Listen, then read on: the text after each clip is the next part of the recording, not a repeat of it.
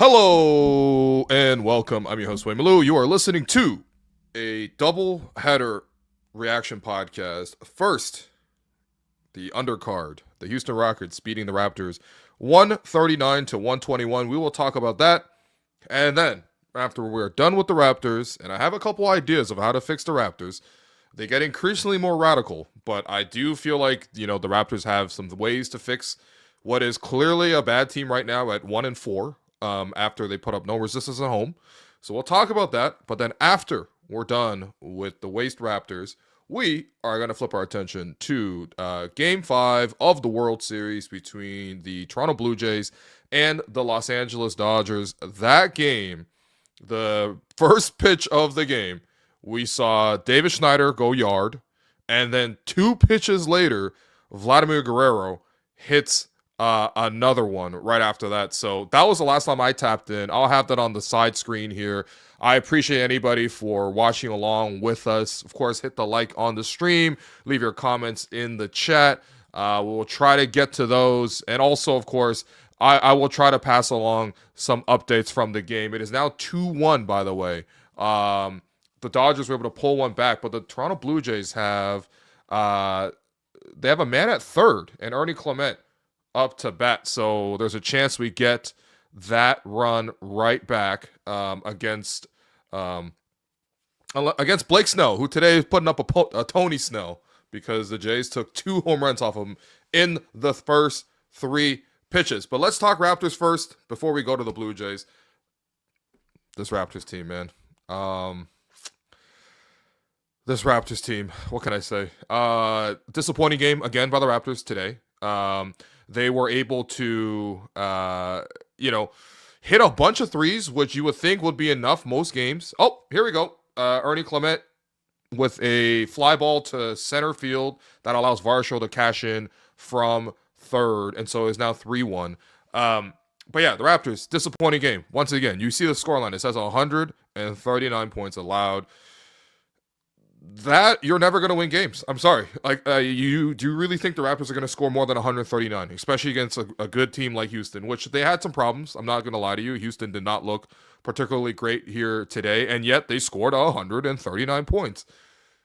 The Raptors are going to have a lot of issues this year, and we're already seeing it right away. This is a team that is slow out of the blocks, and hopefully they can fix some things. But man, defensively, this team is just not putting up an effort, and quite frankly, I liked what Jack said on the broadcast. A coach designs his team to accentuate your strengths and to hide your weaknesses.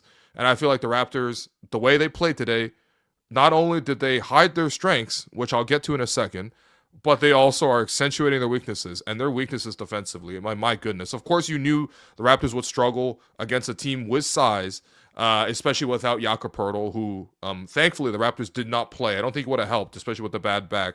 But they didn't play Jakob Poeltl, and they're playing a game against a team with size.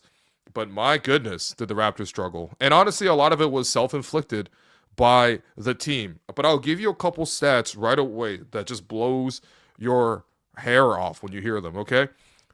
Last game against San Antonio, the Toronto Raptors had 20 total rebounds. They had only 1 offensive rebound, which is actually the only time in franchise history they've only grabbed 1 rebound on the offensive end. I mean, the Raptors have been around. This is their 31st season. They're literally breaking records. San Antonio out-rebounded Toronto 44-20 last game. And then the following game, this game here in Toronto, they get out-rebounded 64-29. Let me repeat that again.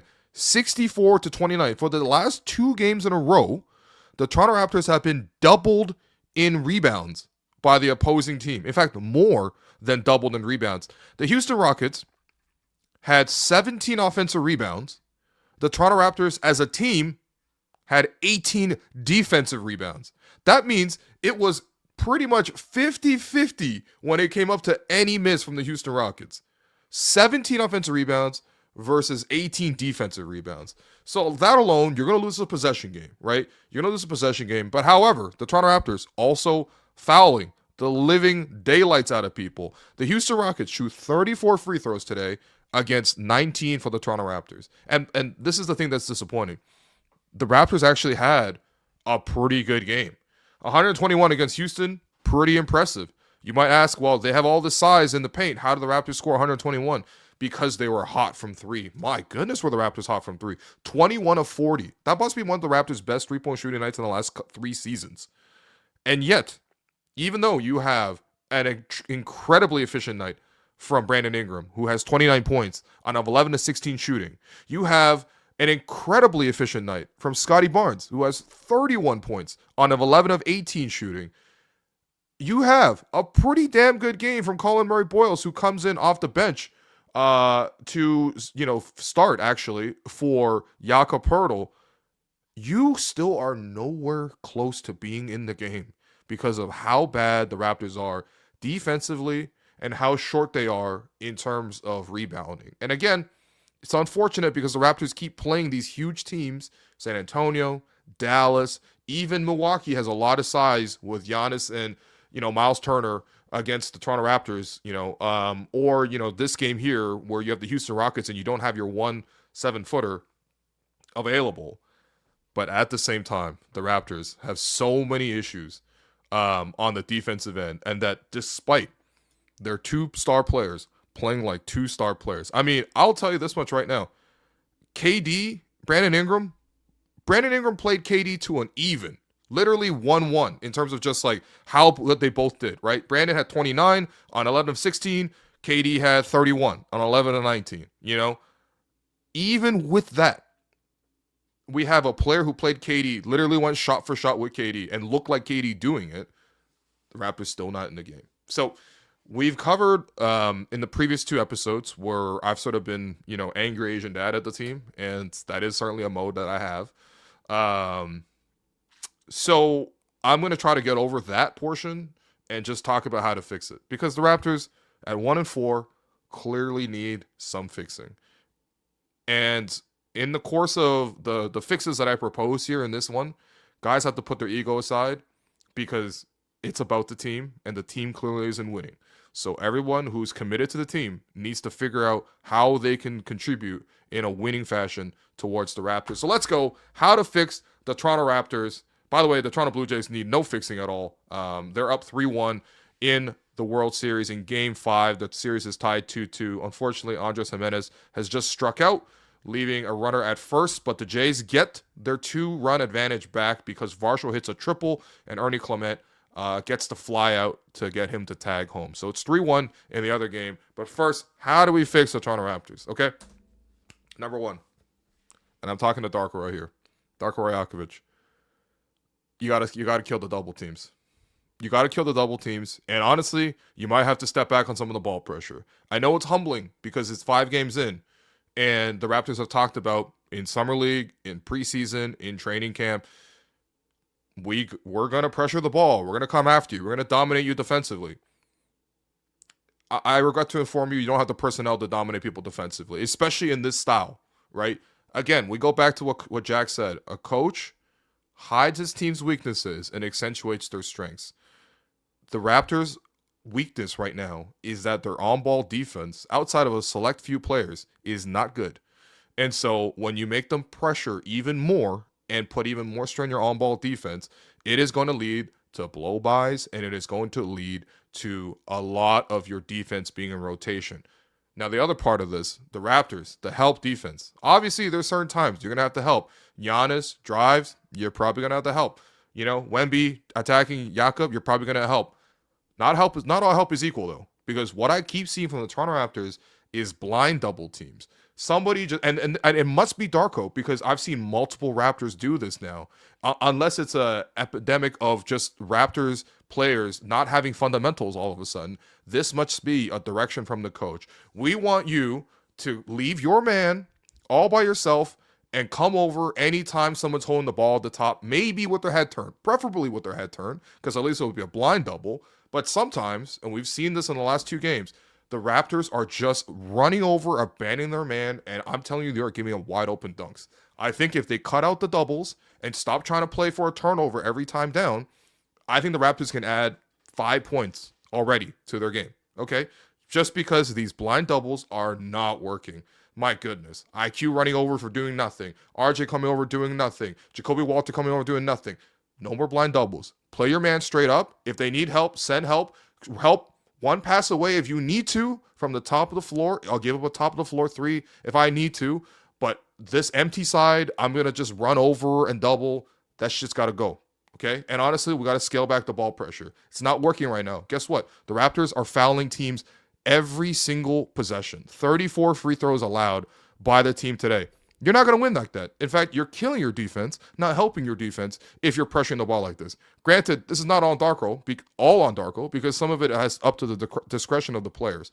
So, for example, when the Raptors are in the bonus or have already fouled so much that the other team's in the bonus, RJ trying to poke in the ball against a guy who's not even looking to attack and giving with the foul and free throws at the end of the third quarter, not smart. CMB giving up slapping a little at a little and one, even though there's clearly no chance for him to get the ball, not smart.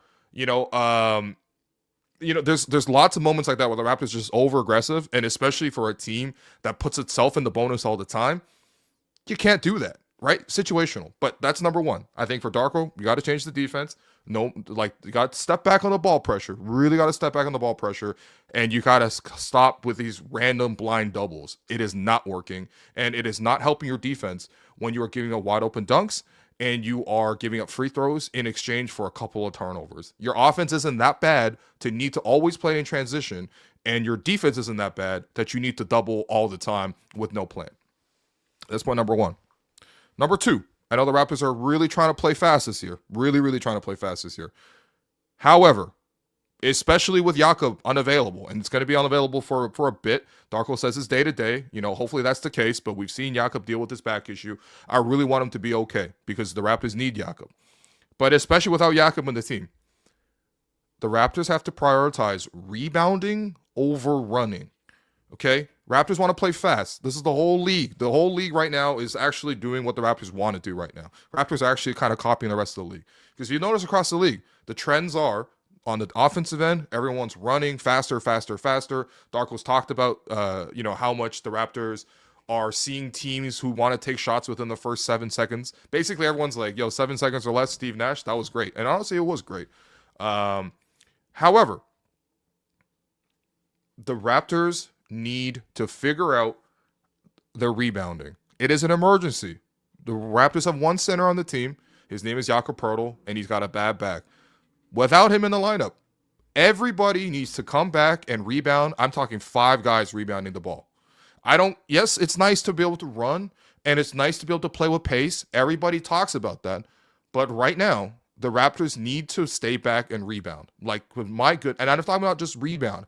I'm talking about box out, have 2 guys box out our guy. If it's Steven Adams down there and the Raptors have one of their wings guarding Steven Adams because they're playing Vision 6-9 ball, well, guess what? I need another guy boxing him up. You know what? One guy's not enough. I need 2 guys coming in. I need somebody pinching in from behind him so we have somebody in front of him, someone behind him. We sandwich this guy, and we are going to fight this guy like hell to get the rebound. Because, again, let me read you the numbers. 64 to 29 in rebounds against Houston, 44 to 20 in rebounds against San Antonio. How have you been out-rebounded in these 2 games by double? Rebounding over the run-out, okay? The run-out is cool. It is not helping the team. Number 3, Raptors are going to establish a clear hierarchy, okay? I love the fact that the Raptors, let's give it to somebody, dribble handoff on one side, little pin down on this side, come get the ball. Everyone's in motion. Maybe there's an option to curl here. Maybe someone cuts back door. Depends on the read. You got to read and react, all this kind of stuff. That's cute, man. That's real cute. Guess what? You're 1-4. Not cute with that record. The difference here this season, as compared to previous seasons, is a couple of things. Number one, previous seasons didn't really matter what the Raptors were doing results-wise because they were tanking. So they had the ultimate pass. So what? You want to use that time to learn how to play, motion offense? Okay, no problem. Go ahead. Slide it side to side, whatever. The other difference, guess what? They don't have a great option playing one-on-one basketball or pick-and-roll basketball because this is not a team that had the offensive talent to be able to do that a lot of the time. The difference with this season is we actually have a half-court shot creator in Brandon Ingram, and honestly, based on the way Scottie's played, we have 2 half-court shot creators. It's actually phenomenal. Scottie's playing great.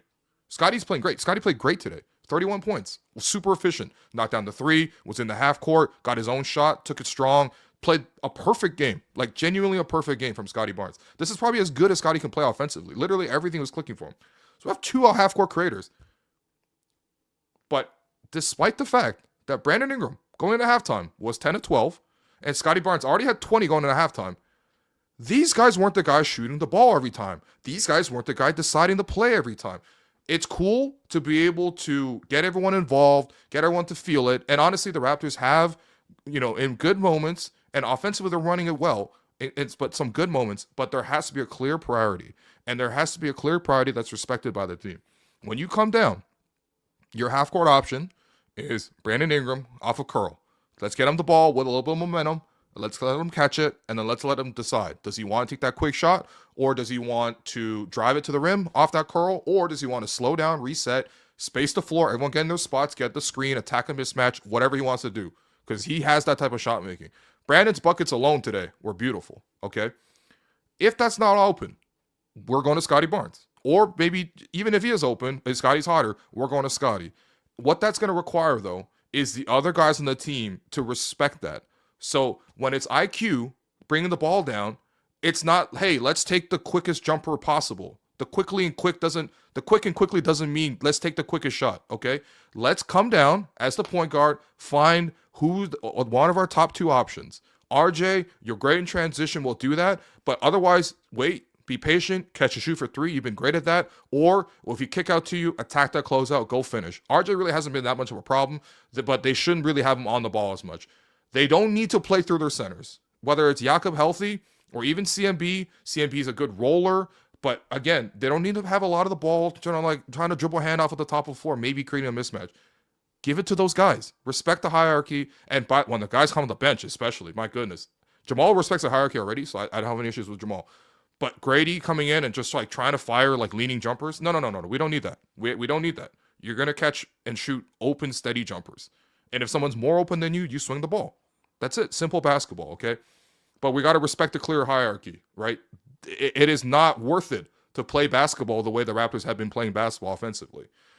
And then number 4, if some of these things aren't clearly respected, or if they're not clearly, there's not a real effort to play in this style, then we need to change the personnel.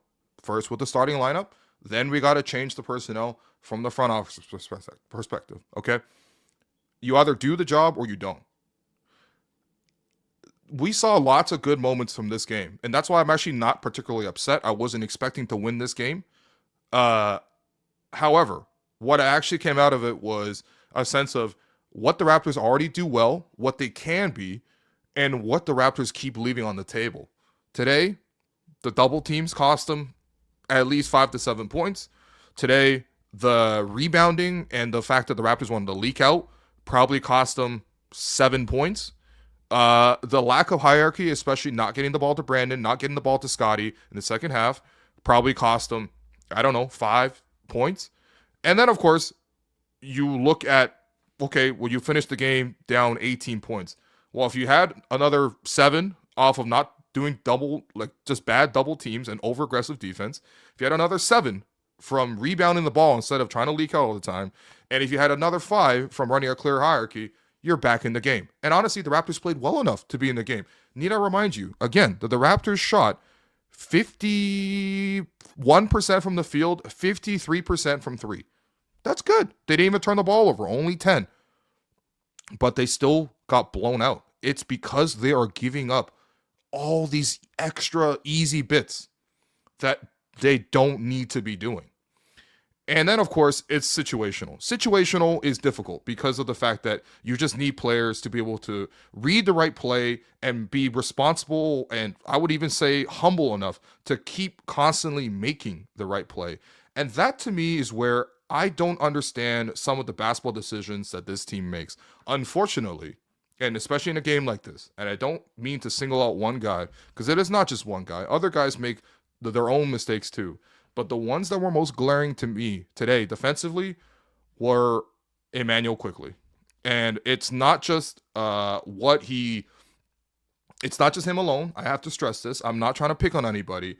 but I did not see a good game of being a point guard from Emmanuel Quickley, especially not being a point guard that this current team needs. And what I mean by this is this. Okay, so the Raptors are down, right? Houston goes on a run. They take a lead in the third quarter. It's starting to get out of hand. It's like 20 points.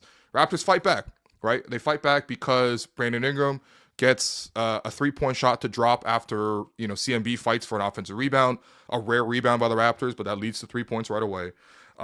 They get Scottie to knock down, a shot. They're drawing fouls, and they pull together a 10-0 run. Things are good. I actually kind of liked what they were doing. Things were good.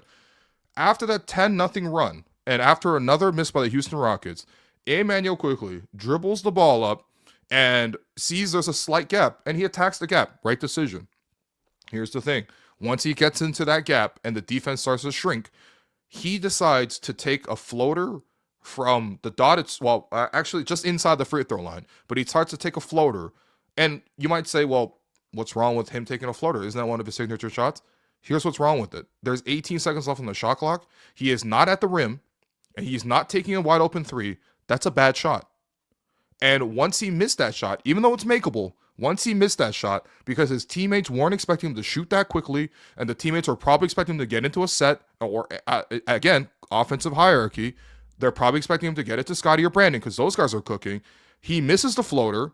The Raptors don't have floor balance, which means by the time he shoots the ball, where is the defense going to then flip and be on the offense?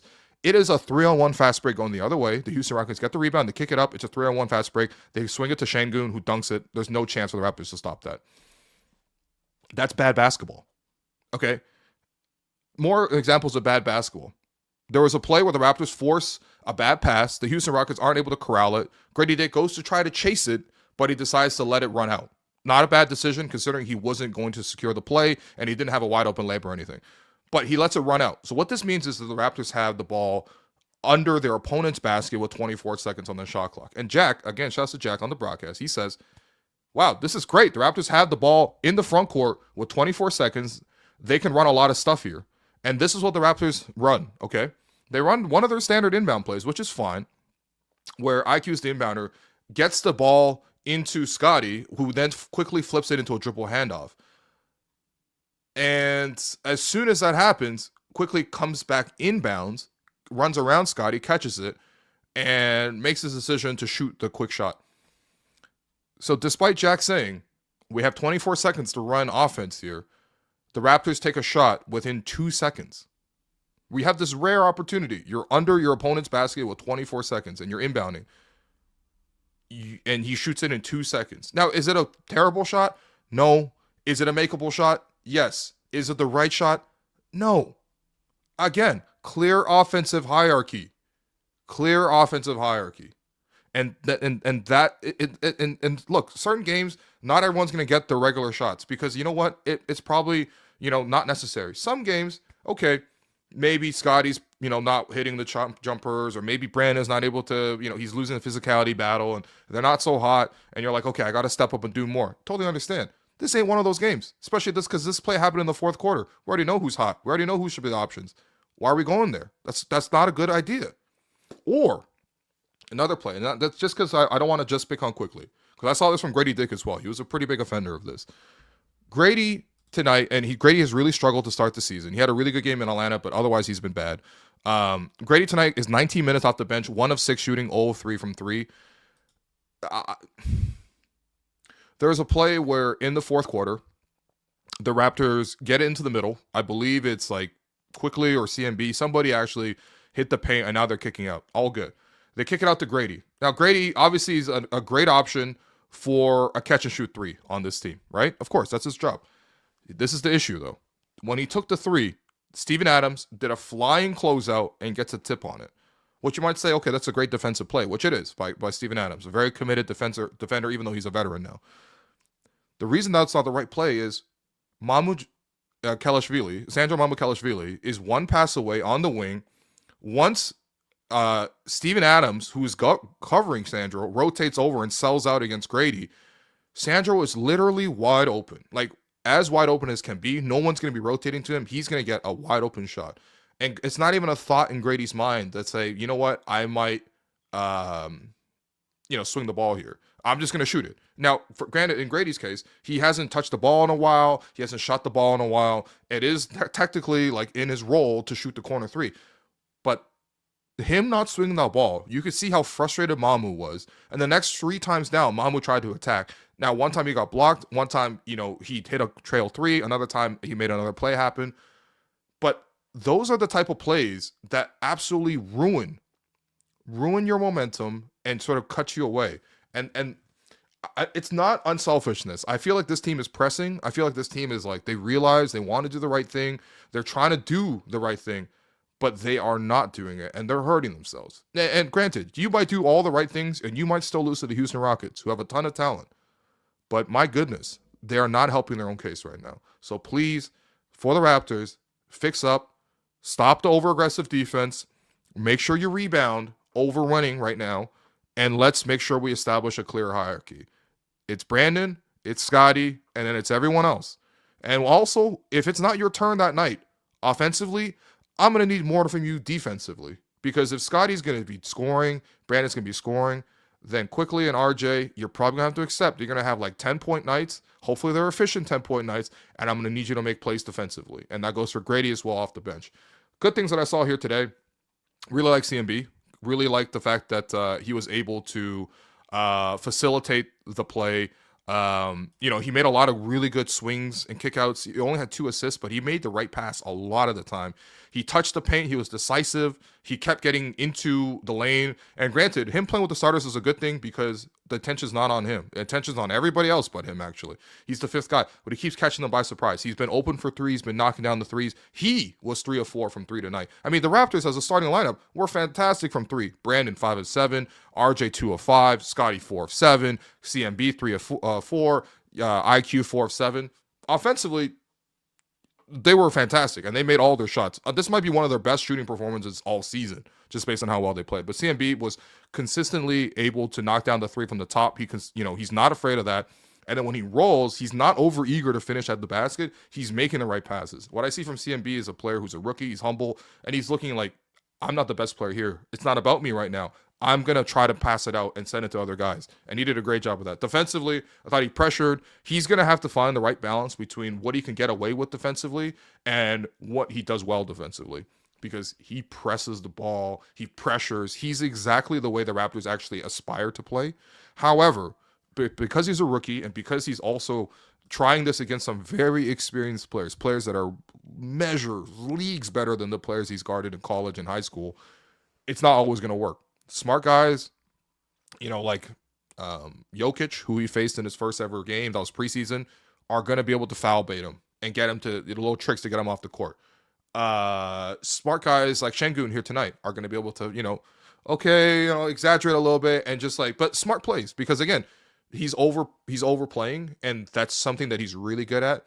But he's got, and as a future great defender in this league, he's going to have to learn where the line is, especially relative to each player, because calls do change player to player. We know that. It's frustrating, but it's true. And then learn how to stay as close to that line as possible without going over.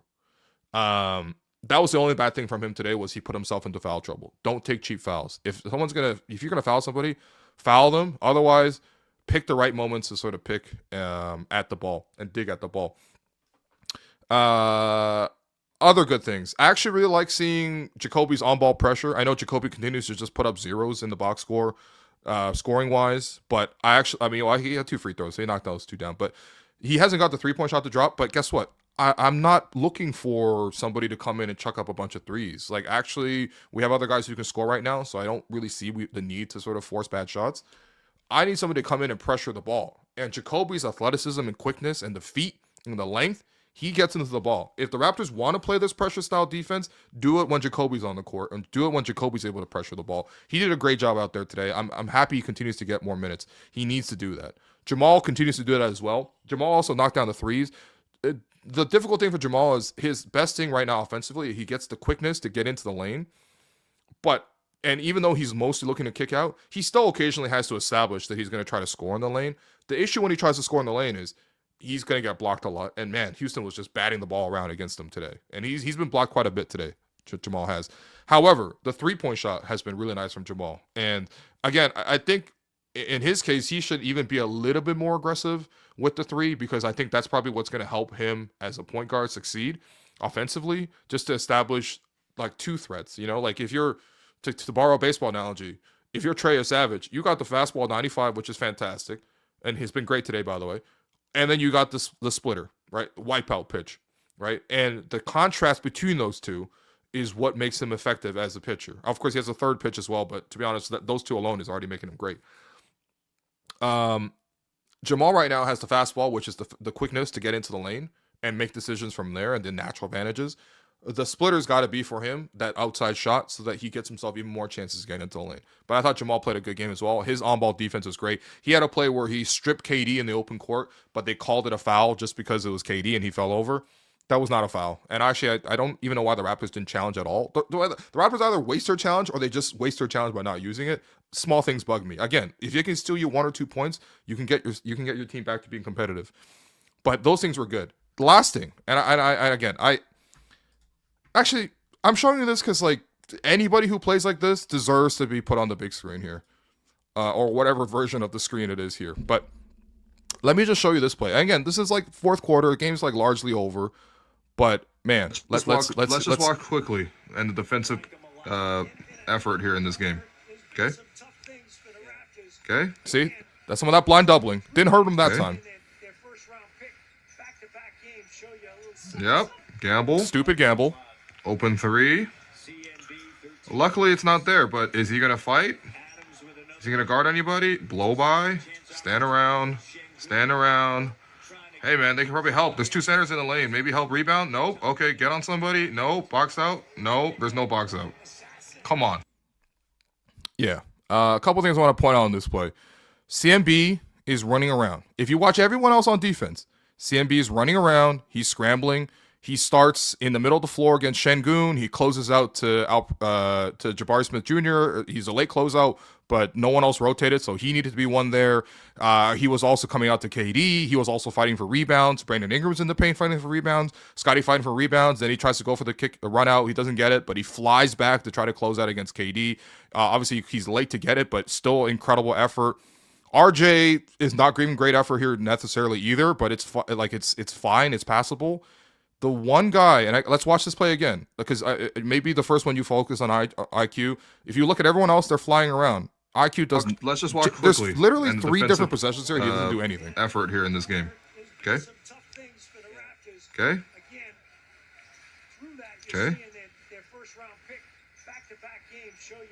Yep. Gamble. Open three.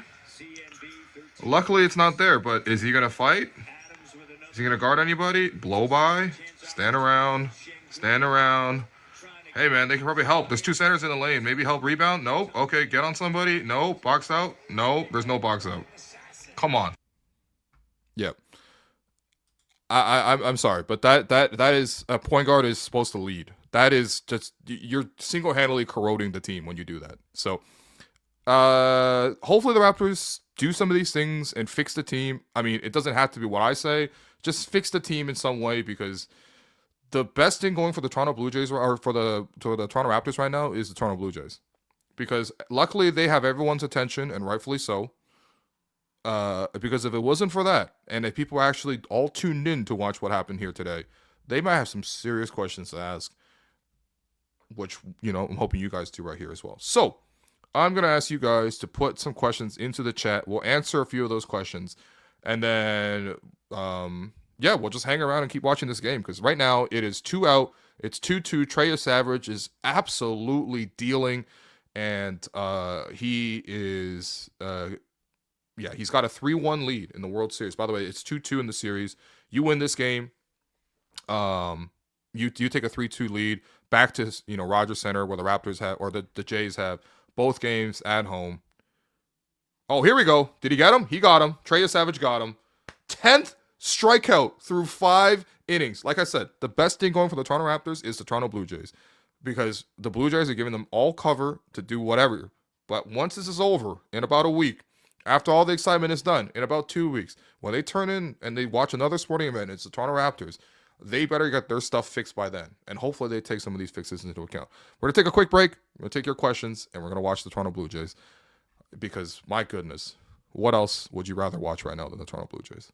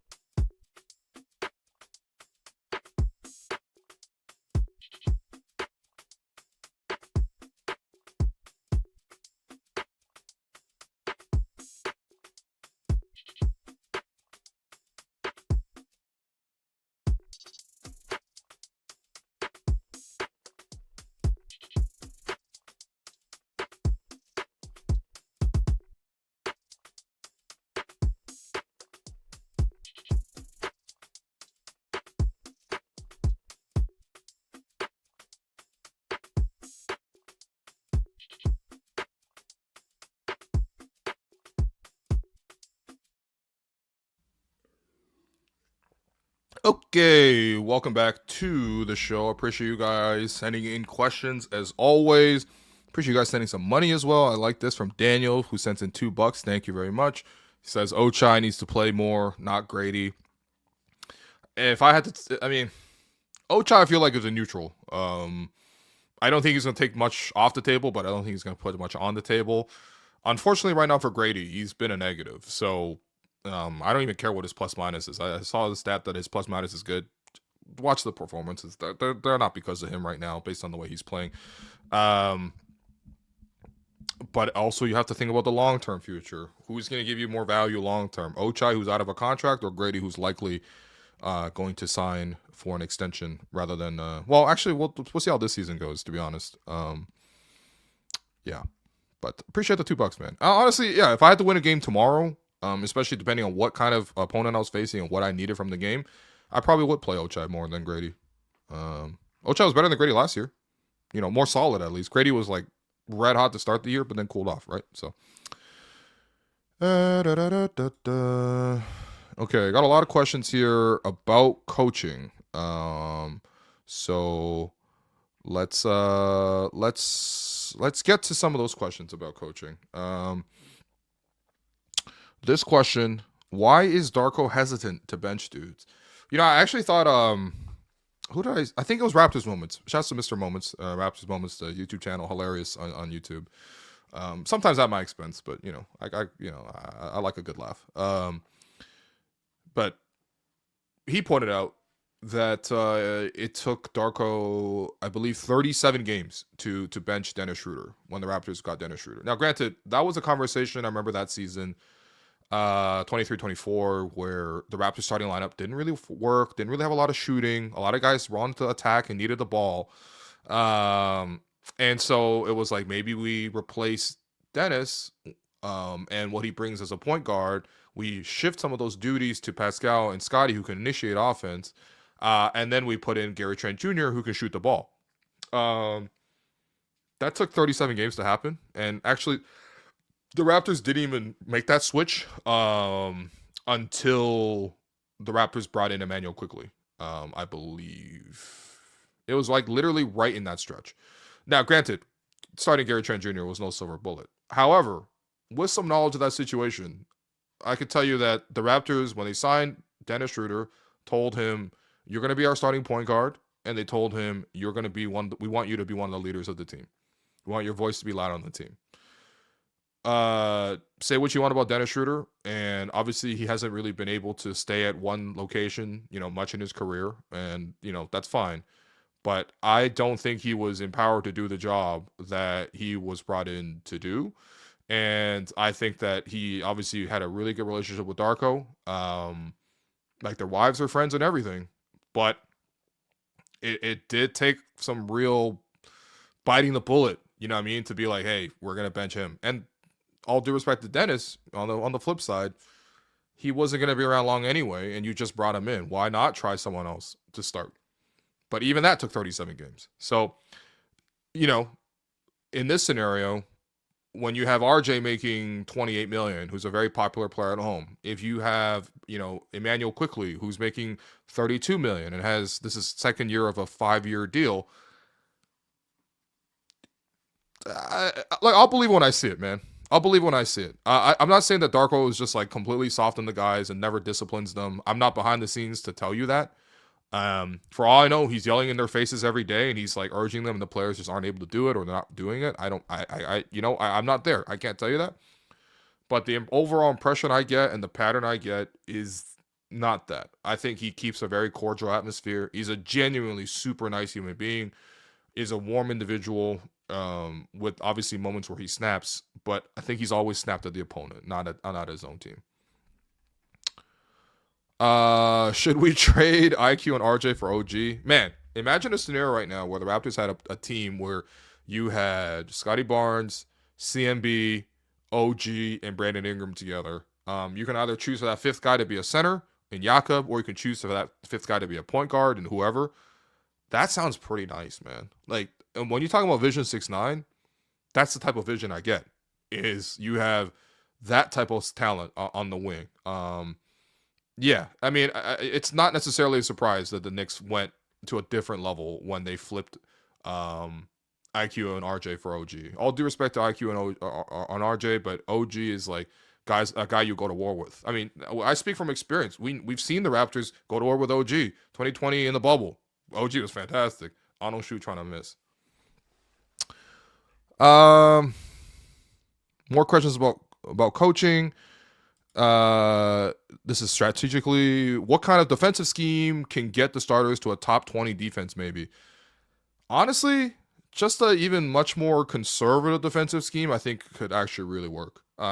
It'll really go against league trends because again, like the league is like a copycat league. You've heard this phrase all over the place because it's true. The league really does try to like hop on trends, and whichever team just won, everyone tries to copy that team. So when you look at which team just won in the Oklahoma City Thunder, and also which team they almost lost to, and maybe should have lost to if Halliburton wasn't injured, with the Indiana Pacers, there's a couple of commonalities which have now become very popular. The picking up full court, Indiana did that first. OKC also has the personnel to do that. The swarming defense to force turnovers, again, the ball pressure. OKC was fantastic at the turnover differential over the course of last season when they won 67 games and the championship. And then offensively, the quick offense, which we saw the Indiana Pacers do, right? That's the copycat league trend right now. Everyone's trying to copy those two teams. Having said that, you may not have the personnel to do that. You may not have the personnel or the mentality to do that. And quite frankly, you might not have the coaches to do that. Because Mark Daigneault and especially Rick Carlisle, brilliant coaches. Brilliant coaches. And so there's a lot of things that go into that. There's the intention, and then there's actually doing it. There's two different things. I probably intend to clean my house every day, man. My house is kind of messy, you know what I mean? So, how many games would you give Darko if you were Bobby? Okay. This is the thing. If you're Bobby, you probably have... Well, first off, you didn't get the president job, but you did get empowered to be promoted to the head of basketball operations. You are the lead, you are the decision maker now. No one else, you didn't lose anyone else on your staff except for your boss and Masai. And I see Keith Pelley around the team quite a bit. Doesn't seem to be any problems there. It seems like a good open line of communication. So those things are all good. But I think with any general manager, you probably have, let's say, 2 bullets. Your average general manager has 2 bullets. You can use that. You can use 1 bullet to trade your star player and maybe pivot into like a rebuild, or maybe just trade your star player for another star player, which obviously the Raptors did with trading DeMar for Kawhi. So that's 1 bullet. Trade your star player. The other bullet is change your head coach. Besides that, you can kind of shuffle the deck chairs a little bit, but you're not going to get fired for any of those small moves.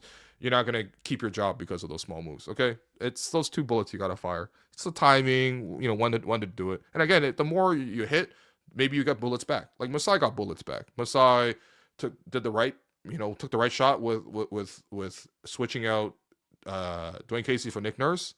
He took another right shot by switching out DeMar DeRozan for Kawhi Leonard. And so on top of everything else, he probably got like 4 bullets after the championship. Unfortunately, he wasted those 4 bullets, but that's neither here nor there. I think right now, if you're Bobby, you have 2 bullets. It's how soon you want to do it. I mean, of course, it's well within his rights to like let go of a head coach. No problem. It doesn't even have to be a game of politics. It could just be the right thing basketball-wise. number one, I think you give it time, right? I don't think you do it this early in the season. There is not like, I've seen a lot of like situations across the league play out, even last year, for example, where unhappy locker room, guys aren't getting along, general manager and coach not getting along. We saw that obviously in Denver, for example, with Mike Malone and Calvin Booth. Turns out both of those guys got basically. But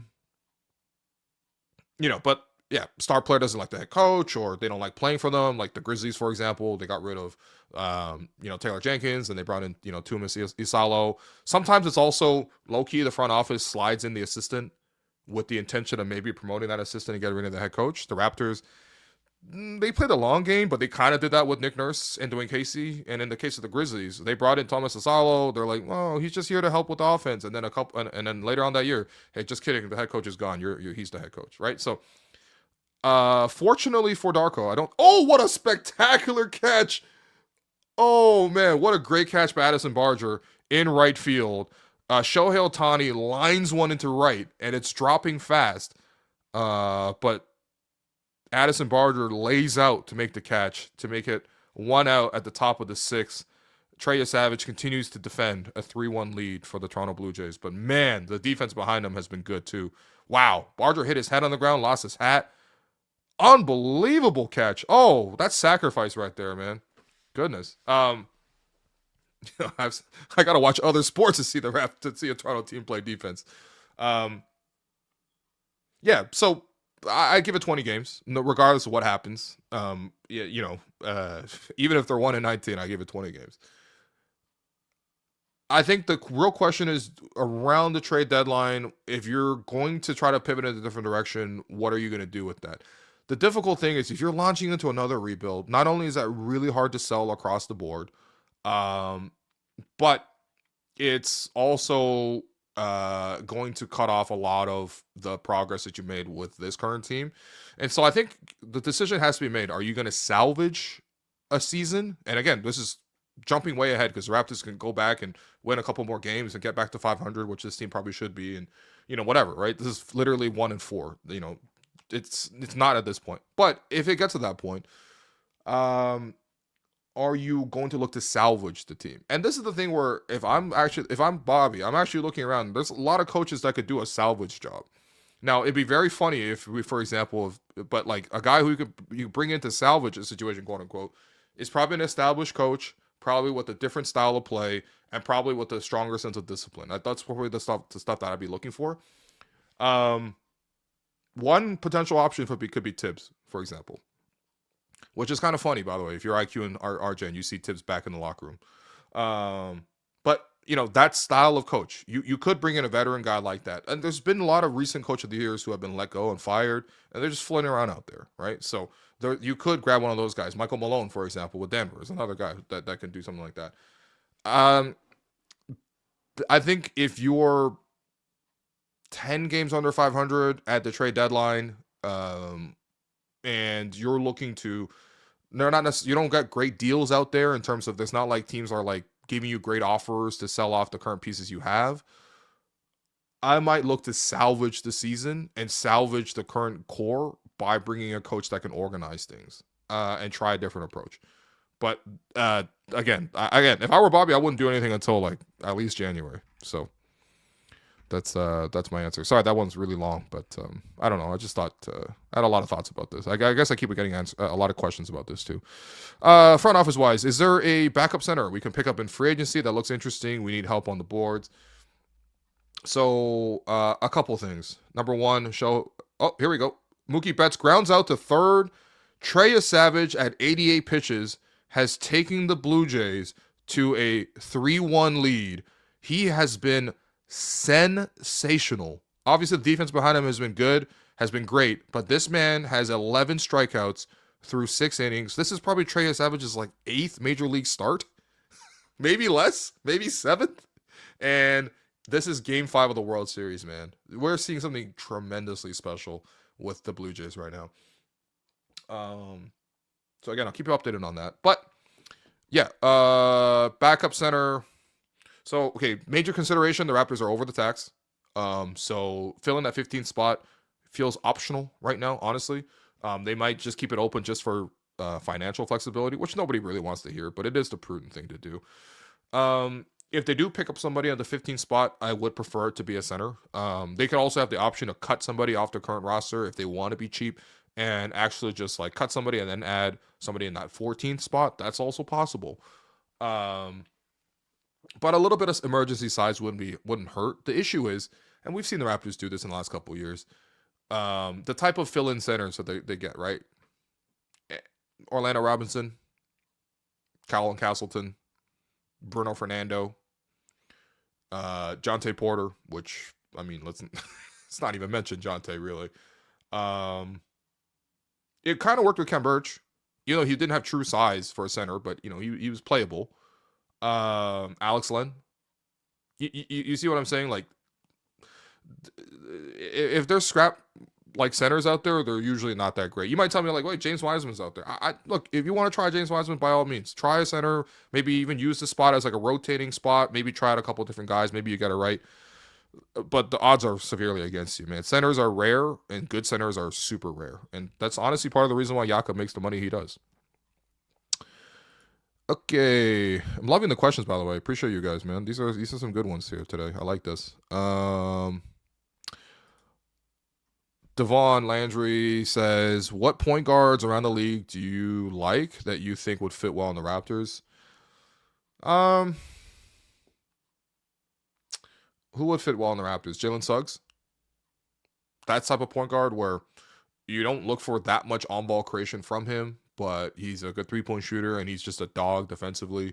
He gets after it, helps on defense, competes, scraps, makes the right play, knows that he's catering to other players. Like, the nice thing with the Raptors is that they have two wings that can create well above their position. Scottie can create well above his position, and Brandon can create well above his position. That means you don't need as much creation from your backcourt, which is nice. So ideally, your backcourt can play more defense than offense. So that style of player, you know. Even like a Dylan Brooks, a Lou Dort, these kind of guys would be great. I might even play without a point guard, honestly. Like, I actually don't even hate that. Like, forget getting a point guard. Just play with another defender in the starting lineup. I think that alone will really, really help. Rowe asks, why can't they make in-game defensive adjustments based on who's on the court, Grady or IQ on no-pressure defense? Yeah, I agree. I think it takes time. Like, you'd be surprised how little practice time goes into NBA players. Certainly have training camp, and that's why training camp's so important. You largely put down your fundamentals, and hopefully it works, right? And that's why I'm a little bit worried, because the Raptors came out of training camp without a working formula. But at the same time, I still look at a situation where the Raptors, need to clearly work more on the defensive end, and probably need to work on a couple of different looks. You know, today they didn't really do a great job. Why can't they make adjustments? If they had the time to practice more, I think they could do that. But they don't really practice a lot, man. Just saying that much. They don't practice. Like for example, okay, so like you would think, okay, you know, if this were like high school and this were Coach Carter or some, you know what I mean? Like, it's like, okay, we just gave up 139 points last game. So this game, we're going to come in and try to play some defense. Or I think, no, they gave up 141 last game, and now they give up 139. So, look, at last game, we got blown out. This game, the next day, we're going to come in, run suicides, and really, really drill down defensively until we're all bleeding from the fingers. That doesn't happen in the NBA. Because guess what? The Raptors got, kicked in the teeth in 2 straight games on the road, and when they came back, they just rested yesterday. And today, they go through a walkthrough on the court for about 20 minutes, and that's it. Then they're playing the next game. Not a lot of time for practice. Why is our end of quarter defense not engaged? I agree, actually. The Raptors, I mean, this is very underrated. Very good observation from Jimmy. But a lot of what lost the Raptors in the game today was just the fact that they did not close quarters well. There were like 7-0 runs, 10-0 runs. I mean, it obviously didn't help that you had Tari Eason throw in 2 buzzer beaters from like half court and like basically 40 feet on 2 separate occasions. So that's 6 points that the Rockets probably shouldn't have had. But again, like, yeah, the Raptors defensively were not particularly engaged. And honestly, I put that on the bench because it's usually the bench guys who are in to close the end of quarters, man.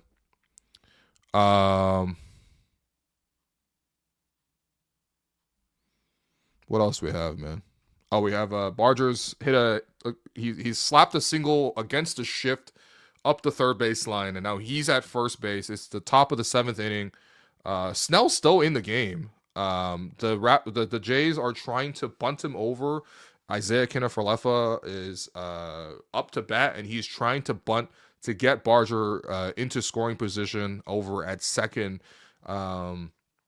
Snell's at 99 pitches, so you got to imagine he's about to come out real soon. But yeah, the Jays are trying to put another man into scoring position and add to their lead here. They're 3-1. Honestly, I think Trey probably comes out again.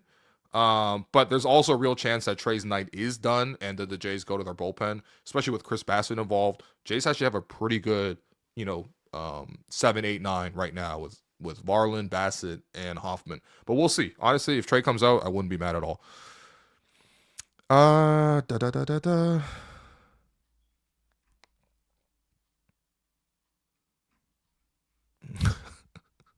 Someone says, it's not CMB's fault that we didn't draft Malawak. The problem is at the front office. They say build around Barnes, and then they sign Garrett Temple, and while Westbrook has no job all summer, we can't rebound. I don't know, man. Maybe all due respect to Westbrook, but imagine if we had Westbrook in this situation as well, man. Come on, dude. Oh, we got a wild pitch. We got a pass ball. That takes the bunt off the table altogether. We don't really need to bunt anymore because we have Addison Barger able to get to second off the wild pitch. So IKF is still none out. It's 2-2 in the count. He didn't bunt that time. The catcher, Will Smith, just couldn't find the ball, and that allowed Barger, very alert, to get to second base. So, I mean, it's interesting. I don't even know if you need to bunt in this situation. The double play is out of the question, which is already great. And now I think for IKF is just try to put some contact on the ball or maybe even draw a walk or something. And by the way, Snell keeps throwing balls in the dirt that keeps squirting away. So there's probably a chance that you get on base anyway. But yeah, this situation was supposed to be a ball in the infield, squirts into the outfield. So an infield grounder gets Barger on. A pass ball allows Barger to get to second. They're trying to bunt him over anyway, sacrificing out. And now we depending on what this next pitch is, we actually just might have a perfect scenario for the top of the order to come in. Yeah, IKF grounds it to short. Unfortunately, that forces Barger to freeze. So he does ultimately, help, I guess, Barger get to second, but it is still one out. Jimenez, the clutches 250 hitter you've ever seen, is up to bat here. Again, there is Barger at second, and the top of the order is coming up for the Jays. David Schneider.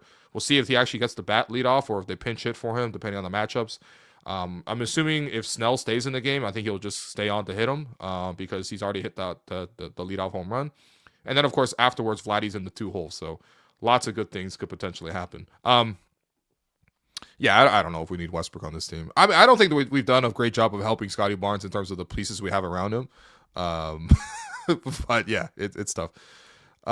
Rishi says, in the offseason, Darko made it clear that he wanted to dominate on the defensive end by pressuring. Do you think he pulls the plug on this game plan, or is he the type that has an ego and won't change?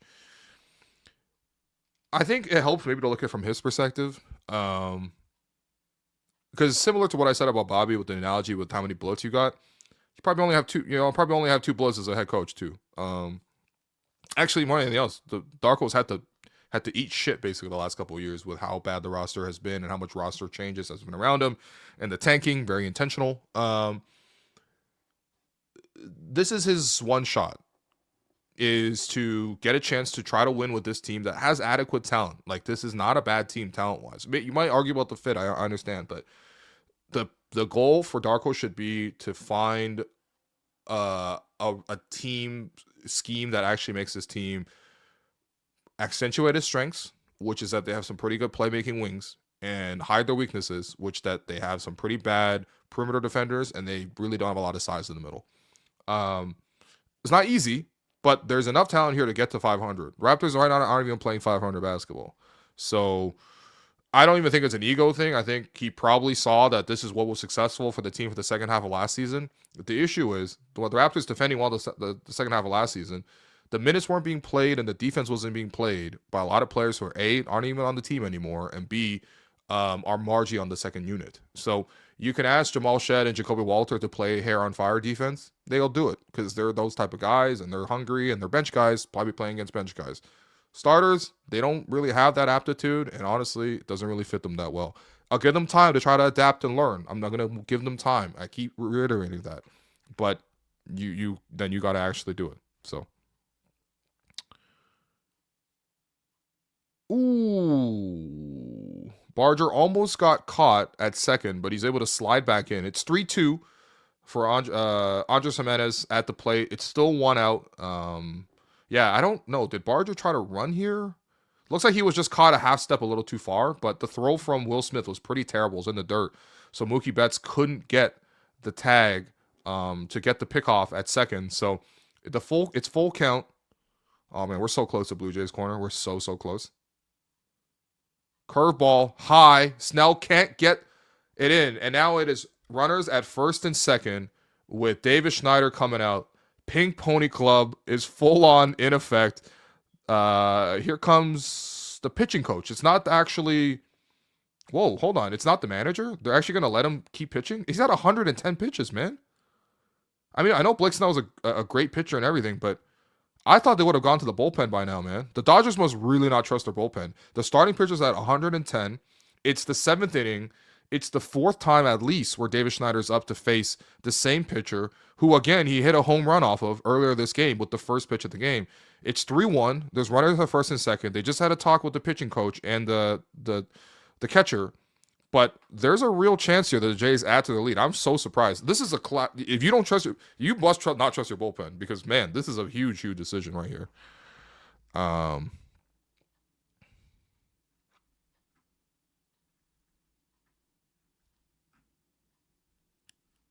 Yeah. Kyle Cruz asked the question. What I noticed as a Rockets fan was guys like Grady and IG's weaknesses were really shown through. What can the Raptors do to minimize their downsides? Well, first off, thank you for watching this as a opposing fan. I feel like so much of the audience is Raptor fans, so I actually kind of appreciate the opposing view watching this. This is a good observation. I think even to the novel, eye who doesn't watch the Raptors every day, you can pretty clearly see. I mean, if you're watching Rockets basketball and you watch Grady Dick and Emmanuel Quickly, you understand immediately that these guys are weaknesses defensively.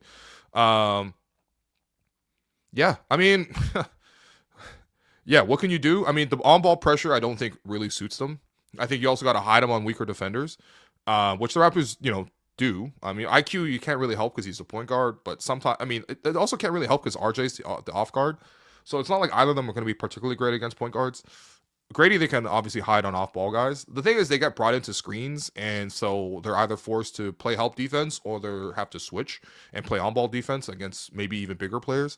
I think some zone would really help some of these guys. The Raptors largely don't play zone at all. I think some zone could really help, especially without the Raptors having a lot of size right now. And, you basically just put them in the right positions. You know what I mean? Like, they don't have to pressure the ball as much. But again, the zone is very much like the antithesis of what the Raptors want to do, which is pressure the ball all the time.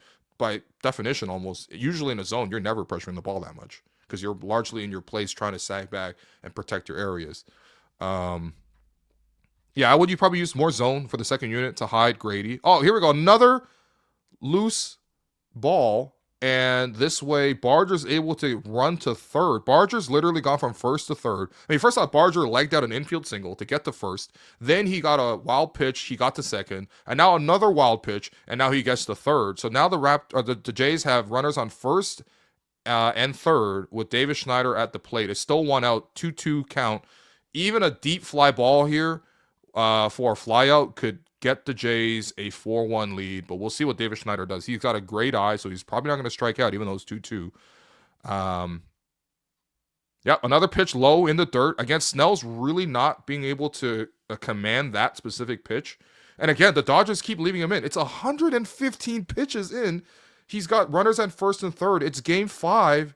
I can't believe that the Dodgers aren't going to the bullpen. I understand Vladdy's coming up, and you may want to protect against him. I don't even understand. I mean, I'm not that big of a baseball fan. I can't clearly be an expert by any means, but this is kind of unbelievable to me, man. Oh, I spoke too soon. Unfortunately, Davis Schneider strikes out on an off-speed pitch. Blake Snell, that's a huge strikeout for him, man. But unfortunately, you got Vladdy coming up. But here comes Dave Roberts, who's gonna go finally to the bullpen. It's 116 pitches. But the thing is, whoever comes in, they got to face Vladimir Guerrero. So, and the Jays got runners at first and third. So we're gonna see a quick commercial break here. Looks to be, is this Banda? Is Banda coming in again? I can't really tell who's coming in. But in any case, we'll see the commercial break.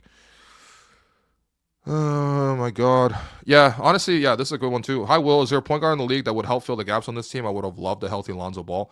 I mean, a healthy Lonzo Ball is a fantastic player. I actually really, really love Lonzo's game. I always have. Obviously, he was super dynamic at UCLA, super exciting even in high school. But the player he's grown into in the NBA, which is kind of like a second coming of Ricky Rubio, but with like better defense, is really fun. And it's so bummed. It's such a bum feeling that he's not healthy and he's not able to. Because like what he did for the Bulls was fantastic. That was kind of like him finding his calling after obviously not the greatest start with the Lakers. Granted, it wasn't the best situation. I mean, come on now. LeBron was coming. Priorities are going to change for the young guys. But yeah, Lonzo is great, man. Lonzo is a great defender, great help defender in particular. And then the ball mover, the quick movement, allow the Raptors to play faster. Lonzo would actually be great. Unfortunately, he's on the Cavs, which the Cavs much better situation to go to, right? So. Question: does Darko actually believe in this overhelping defense? Seems a bit janky to say the least. That's a good question. It's a good question. Another one from Boy who sent in $7. Thank you. I don't have a question. Thanks for having to watch this team play defense when the Jays are in the World Series. Yo, man, I can't. What can I say? I was watching both games very efficiently today. Like I was able to. The Raptors game was largely like it was already midway through the third period when the World Series came on. I was able to watch live the 2 home runs, which was fantastic. Baseball also has lots of stoppages, so it's easy to sort of catch up on the Raptors game, and I was actually able to watch both really, really well. So, but thank you for the $7, and yeah, I'm able to watch the end of this game and share the reaction with you guys. So,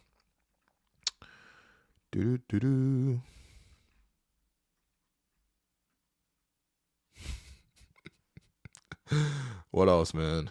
What else? Andre said they believed that Scottie was going to be a point forward, and he's just not that. I mean, he can do a lot for you, but he's not your every possession point forward.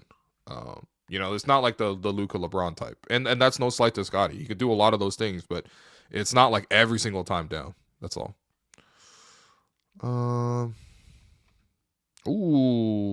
Okay, Henriquez is in. And he throws 99. This is the guy that this is the guy who the Dodgers brought out of the pen in the 18th inning, I believe. I think he got the win, and potentially the save as well, if I remember correctly.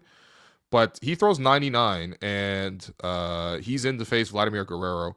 Ooh, Vladdy goes after a high fastball. It was in the zone, but it was 100, so he blows the heater past Vladdy. Vladdy's gonna have to speed up the bat a little bit to catch up to this. It's 100 miles per hour from Henriquez. Again, this is like the World Series right here, man. 3-1, runners at first and third, 2 out. Vladimir Guerrero against, a guy who throws 100. Let's see what happens. Hold on. Here comes the next pitch. High, 100. So the clear strategy here is to throw high fastballs and try to get them by Vladdy, but it's a 2-1 count. Trey Savage is waiting in the dugout. I don't know if he'll come back out for the bottom of the 7th here. I think he's only at 88 pitches, so I think he should be okay, but we'll see. In any case, more importantly, they try to throw the off speed. It's inside. He can't locate it. It's 3-1 right now. There is a chance to put Vladdy on base because there is a free base at second, but I don't know. Do you really want to face Bo Bichette with the bases loaded? It's not exactly a great idea either, right? So 3-1 count. Vladdy at the plate. The world in his palm. My goodness, man. 99 on the outside edge. Vladdy fouls it off. So he still needs to get the bat a little bit quicker. He's still a little bit late. But the later this at-bat goes, and the more chances Vladdy gets to see that fastball and to adjust, I think the better of a chance he has to hit that fastball. Because, you can throw whatever speed. I think Vladdy can still hit it. So Vladdy takes a little timeout. The count is full. Runners at first and third. 2 out. Jay still up 3-1. Here comes our hero, Vladimir Guerrero. Henriquez is set. Here comes the pitch. Wild. Oh, it's wild and outside. The ball's gone to the backstop. Yes, Barger comes in. Let's go. It's 4-1. It's 4-1 without even Vladdy having to swing the bat. This is unbelievable by the Dodgers more than anything else, but also by the Blue Jays. To recap this inning and this run, It starts with Addison Barger slapping a soft liner down the third line. There must have been a shift because there was he was just like a little bit too far over the third baseman, Max Muncy. He wasn't able to cover the base. And so Barger was able to leg out an infield single to get to on base in the first place. A wild pitch takes him to second. Another wild pitch takes him to third. And now in a full count where he walked Vladdy anyway, the wild pitch goes to the backstop and Barger's able to score for free. It is now 4-1 for the Blue Jays in Game 5 of the World Series. Barger's home. He's hugging Davis Schneider. Bo Bichette's at the plate, and it's runners at first and second. Man, if the Dodgers lose tonight, they got nobody to blame but themselves. They literally had 3 wild pitches. It's basically a home run off a wild pitch. It's crazy. Like, this is unbelievable, man. I'm sorry. Obviously, the Raptors are on, but, like, yeah, it was great. Wow. This is so fun, man. This is so fun. Yeah, hit the like button, y'all. Yeah, please, man. Come on. Who else got 2 React Pods for you, man? Bobby ain't the type of exec to fire in season. I don't know, man. I don't know. First off, we don't really know what type of exec Bobby is because this is the first time he gets, to be the lead man. And if he was bold, he could make a move, man. Someone says, "Hey, Will, can you see these Twitter chats?" Yeah, they're in here too. Shouts to people on Twitter as well.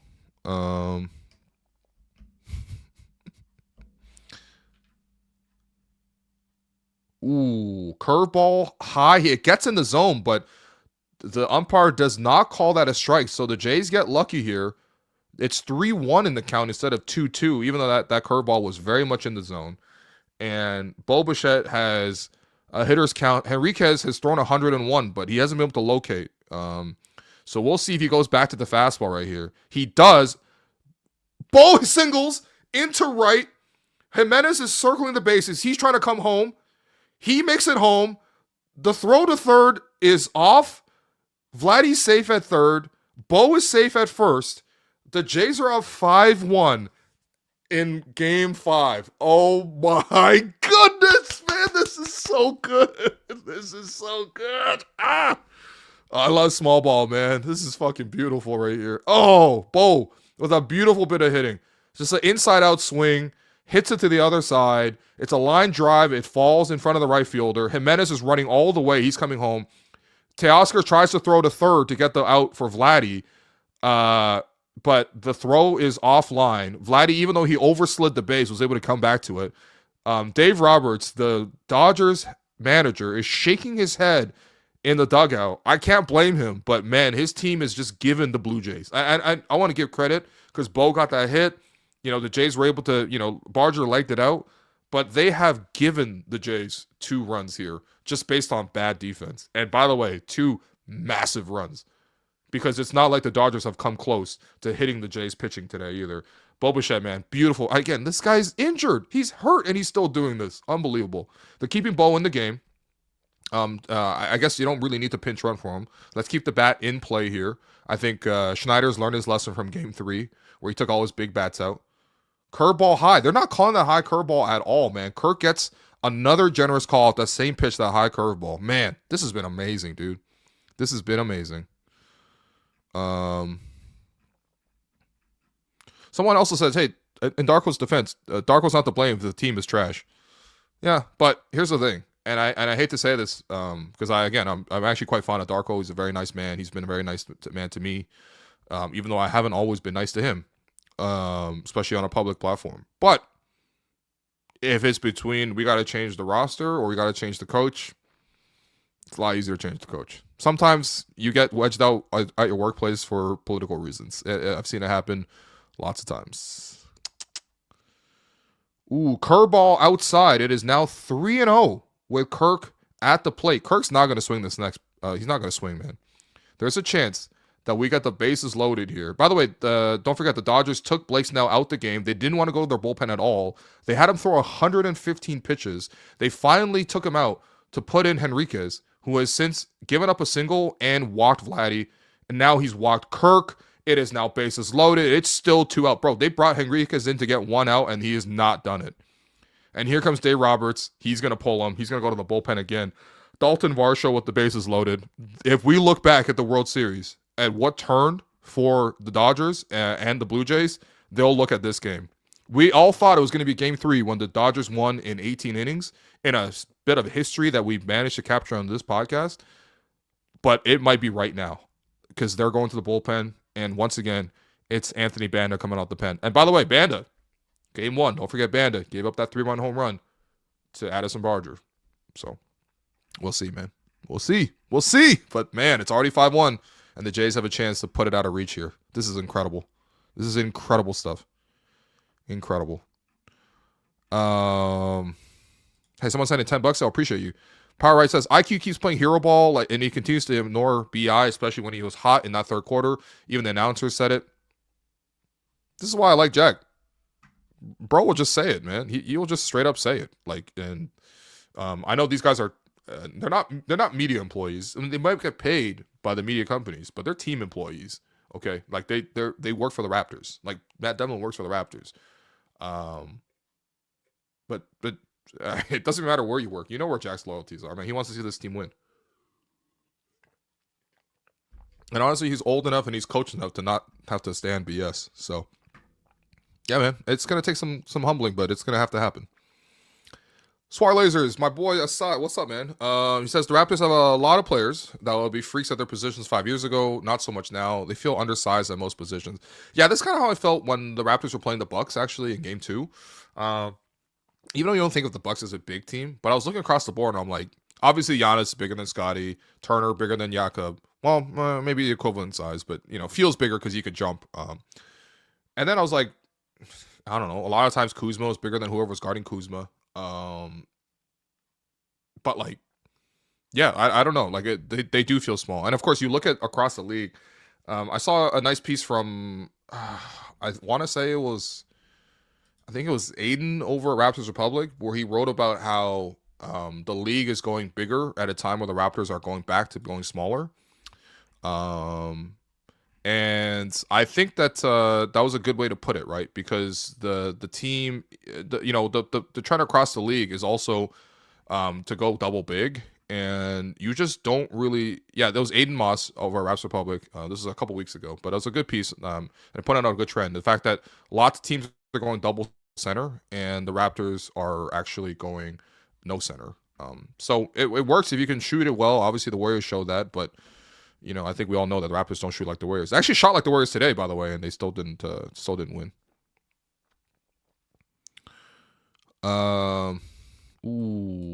Good pitch from Banda, actually, right on the inside edge against Varsho.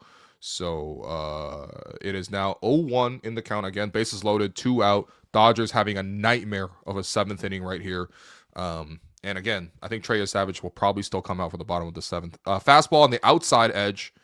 So. Varsho takes that. It's 1-1. Again, a hit here could be so big. The Jays, by the way, are 5 for 15 with the bases loaded in these playoffs. And yes, they do have 2 grand slams. Here we go. Varsho slaps a single. Okay. He slaps it. It looked to be a gap, but unfortunately, the second baseman was able to cover and easily throw out Kirk at second. So the damage is done, though. It is still 5-1, and Trey Savage, with his 11 strikeouts, is coming out for the bottom of the 7th. But that was a huge inning for the Jays, who used and capitalized bad defense by the LA Dodgers and put on 2 more runs to bump their advantage to 5-1. Sean J says, stop with the bullshit politics and just start shed like half the fan base says. Let's try it. Why not? Let's try it. I don't even care. I wouldn't hate it, but it would really require some real shuffling. It would change the team in a fundamentally huge way too, because you're promoting a young player over a veteran at that point too. Andre says, quote, I thought our guys fought. They tried. They just manhandled us out there. Raptors head coach Darko Rakovic said on Houston's massive rebound advantage. They just punked us on the glass. I mean, it's a huge point. You're absolutely right, Darko. You're absolutely right, man. And this I put more on the front office because they didn't really give him a lot of options. It's not like Darko was like, I'm not going to play my bigs. But, yeah. By the way, I mean, I wouldn't hate it if the Raptors had some really weird lineups. It would really hurt to your rotation to play like this because you don't have anyone to sub for these guys. But I actually wouldn't mind to see a Vision 6-9 lineup again, where especially if you're playing these big teams, You have Scottie, Brandon, CMB, Sandro, and whoever, Jacoby. Let's put Jacoby out there just to guard the ball. I wouldn't hate that. Why not? That's basically Vision 6'9". Do I think Darko's too attached to guard play? He was obsessed with using Dennis Schroeder when he first arrived. Now it's the same with IQ and Shed. I think IQ and Shed actually have lesser usage and fewer touches than the average starting point guard, if I had to say. But yeah, honestly, I think he's actually more attached to playing through the center more than he's attached to playing through the point guard necessarily. But yeah, I mean, for a team that actually has two big wing creators, again, a different coach and a different potential style would just be these guys are ball handlers, and then we have defenders in other positions. Like it's the Raptors are definitely not what the Celtics used to be, and I don't think that Scottie and BI are like on the level of Tatum and Jaylen Brown. But you could theoretically do a team move version of what the Celtics used to have, which was those two guys, and they're surrounded by defensive players, right? Derek White and Marcus Smart, and then having a shot blocking center. That's one way you could play, and that style did work, and they got themselves to the finals at least. So it's but again, that's not how this team plays. And that team, by the way, played a lot of ISO and did a lot of switching defensively. Didn't pressure the ball nearly as much. A couple more questions. Jamal Murray, I think Denver will appreciate the depth. I mean, yeah, Jamal's certainly a better player than IQ, but I don't really see why Denver want to do that. I mean, Jamal Murray, they're not trading Jamal Murray, man. I'm sorry. I know Jamal's not like the perfect player in the regular season, but how many times have we seen Jamal Murray just turn into, a superstar in the playoffs, right? I'm not trading a player like that. It doesn't really matter. Okay, here comes Trey in the bottom of the 7th inning. He's at 91 pitches. We do have both Dominguez and Fluharty up in the bullpen. So we have a righty in Dominguez and a lefty in Fluharty for the two options here to back up his Savage. But right now he's in to face Freddie Freeman in the middle of the Dodgers order. He throws a fastball high 93, so it's 1-2 right now.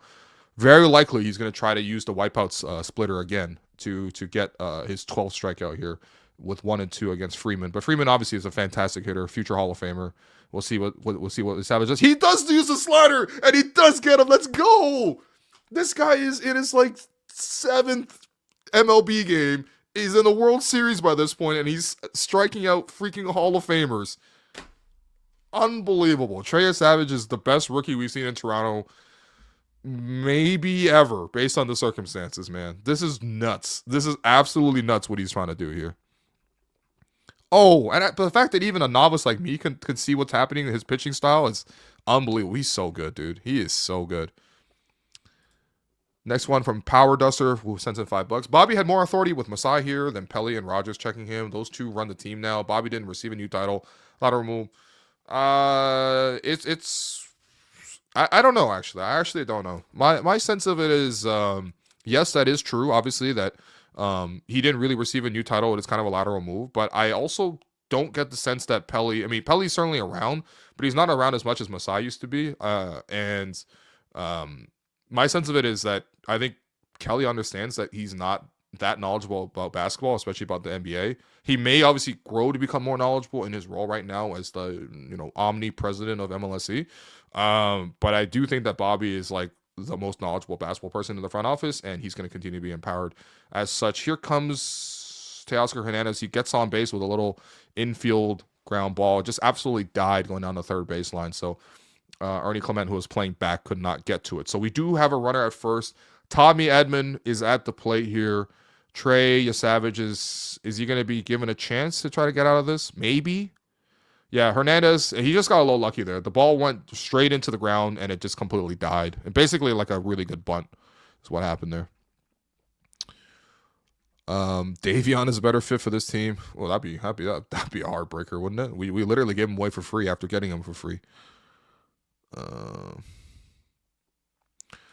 Someone said, when the critics said we were going to win 35 games or under, fans got super offended. At this point, I'd be glad for 35. What fun is that? What fun is that? Go get offended, man. If a team, people call you ass, even if you are ass, you still got to defend it, right? This is your team, man. You got to stand by your team. I don't blame fans.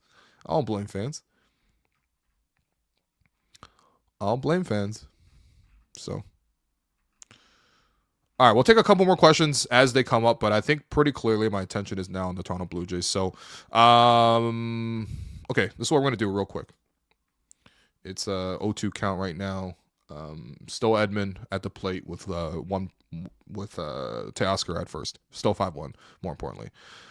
Okay, what we're going to do, we're going to hand out the 3 stars in the Gerald Henderson Award. 3 stars from tonight's game. First star, I'm going to give that to Brandon Ingram. In a game where he was going up against KD, he mirrored KD. In fact, he actually outplayed KD for the first 3 quarters, and then KD came on strong in the fourth quarter too, whatever. But they played each other to an even, man. And the buckets that Brandon Ingram is hitting, I mean, if there's one saving grace for the team, it's just pretty watching his game. The skill level, the footwork to set up his man, the mid-range mastery. He had one where you did like a three, he went over one shoulder and then spun back over the other shoulder and knocked down a mid-range jumper. He had a step back jumper over a double team in the corner, late shot clock, knocked it down for 3. The skill level to score is it's absurd. The touch, the beautiful, arc, the release. It's just beautiful basketball watching him play. Second star is going to go to Scottie Barnes, who was just as good, if not even slightly better than Brandon here tonight. Trey Savage gets the swing, but wait, what happened there? Oh, he must have fouled it off. Okay, so the count is full. Scottie, 31 points, 5 rebounds, 2 assists, 2 steals, a block on 11 of 18 shooting. The three's been great, man. Scottie's shooting. He shot 4-7 from 3 today. I think on the season now he's 14 for 20. So he's been great from the 3-point line. I'm going to have to check my numbers. That feels a little high. But he's been shooting above 50% from 3, which has been fantastic. By the way, I didn't say, but Ingram. Oh, here we go. Ground ball to second, or to third. Double play for the Toronto Blue Jays. Trey Savage is through 7 innings. Oh my goodness, man. Yeah, it was the perfect sequence. It's a full count to Tommy Edman. Edman hits it down the third baseline directly to Ernie Clement, who flips it over to, I don't even know who it was, probably IKF at second to get the out there, and then back to Vladdy at first. Trey Savage lets out a triumphant yell. What a legend, bro. Can we retire a man's jersey after a rookie season? I think we should. I actually think we should look into that. In any case, Scottie's your second star. And then your third star, I'll give it to CMB. I continue to be really, really impressed with CMB. CMB at 13 points. Only 1 rebound. Obviously, you wanted to see more, especially as a front court player. Nobody really rebounded on the Raptors, but, you wanted to see more from him. And he got into foul trouble, but he had a lot of great moments. Super efficient once again. 5 of 8 from the field. 3 of 4 from 3. 2 assists. And, for anyone who wants to make jokes about the warm-up report, who told you that CMB could hit threes before CMB started hitting threes in the game? The warm-up report. I was telling you in the warm-up, man. I was telling you in the warm-up that this guy was hitting threes, and I was really surprised at how well he was hitting threes. And so I'm hoping this keeps up because he has been great the last 2 games. Your Gerald Henderson Award winner for who randomly torched the Raps, I'm going to have to give that to Tari Eason for hitting those 2 buzzer beaters. Those were his only 2 threes of the game. He didn't even play that great of a game overall, but the fact that he did that, it was great. And yeah, okay, we got a little smart ass in the chat. All NBA players can shoot threes. Buddy, I've watched a lot of NBA players over my time, especially in warm-up, with nobody in the building, at practices. I promise you, number one, not all NBA players can hit threes like that. It does sound cool to say that, but trust me, I've seen some players on this team who couldn't hit threes. And second of all, when I'm telling you that the guy can shoot well from 3, it's because I watched a lot of it, and I'm seeing an above-average level of skill from that perspective. So trust my reporting on this, okay? It's genuinely what I like to do. All right. Appreciate you though. I know Al Sams is in here a lot. I appreciate you. I'm not trying to put you on I'm not trying to dunk on you or nothing. It's just like I was trying to report something to you. You know what I mean? This isn't just like regular NBA 3 players can shoot a 3 kind of thing. We have guys on the team who can't even shoot threes. So okay. All right, those are the 3 stars. It's time for Blue Jays Corner. We got React Pod, Blue Jays, Game 5. We got the sexy hello and welcome logo with the Raptor red and the Blue Jay blue. Ooh, it's so good. I like it. I like it a lot. Thank you to Jerome Chang who designed this colorway. It looks really beautiful. So to recap, Trey Savage, the rookie, is getting hugs all the way around from every single person in the dugout, and absolutely deserved. He is getting hugs all over the place from the coaches, from the players, from the bench guys. It's amazing. Huge hug from Pete Walker, the Jays' longtime pitching coach, who is just one of the best in the league. This rookie, who I think, again, he's like in his 6th or 7th game ever playing in the MLB level, is now taking us through the Yankees in the first round, taken us through the Mariners in the second round, and has now mowed down the Dodgers for the second straight game. But this one, a masterpiece where he goes 7 innings. He gives us, I believe, 13 strikeouts or 12 strikeouts. He holds them to 1 run, and of course, just when it looked like he might be a little bit shaky, gets a double play to get out of it. This guy's incredible, dude. This guy's been incredible, man. He is so good, dude. He is actually so good. Okay, here are the Jays. Can they add on a couple more runs here? As a reminder, I think the last time we looked at the bullpen, the Jays had Mason Fluharty and Sir Anthony Dominguez warming up, so we'll likely see one of those two.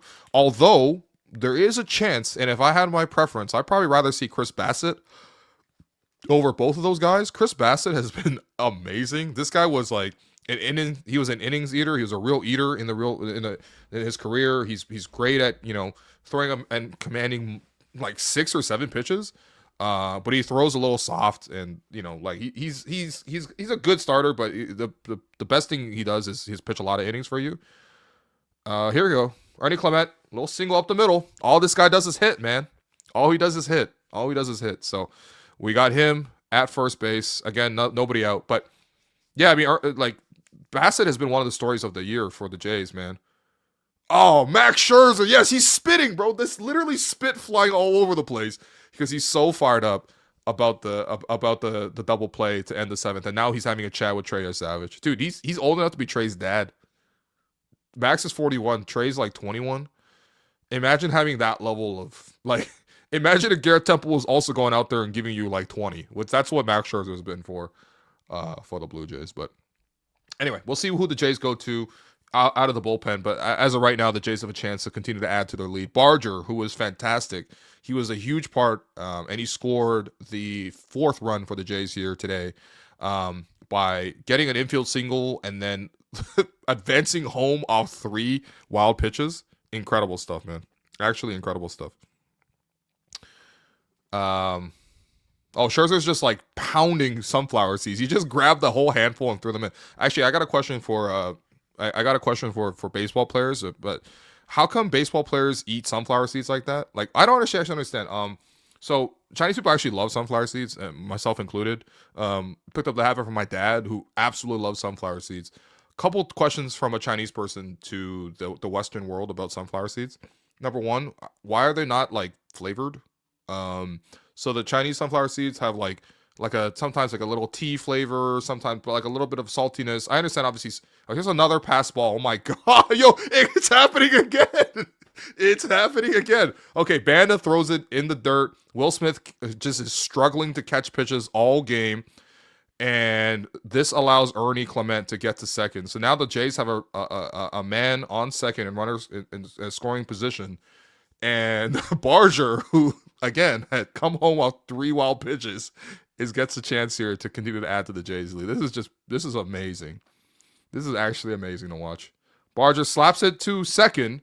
This would have been a double play, but because of the wild pitch, instead of getting a double play, they only get the out at first, and this also advances Ernie Clement to third.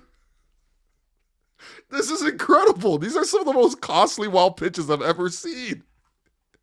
Oh man. Yeah. Anyway, yeah. So I don't understand about the sunflower seeds thing. Number one, they don't really taste good. And then number two, like, how come you're throwing like a whole bunch of them in your mouth? Like, what happens there? Are you just like sucking the salt off of them and then just like, oh, here we go. IKF finds a little gap. So it's 6-1. Ernie Clement comes in to score. IKF is now on first. The Jays lead 6-1 with 1 out in Game 5 of the World Series. Wow, who saw this coming, man? Who saw this coming? Last time we had a React Pod, we went 4 hours to cover 18 innings, and the Jays lost. Who saw this coming? They won last night, comfortably 6-2. I was at Rogers Center for that. That was a beautiful arena, beautiful atmosphere for that. And now this game, they're up 6-1. It's the same scenario as last game, minus the fact that, well, actually, Vladdy hit a home run in both of them too, actually. Never mind. It's the same scenario. Here comes Jimenez, the best 250 hitter you've ever seen. He fouls off the first pitch.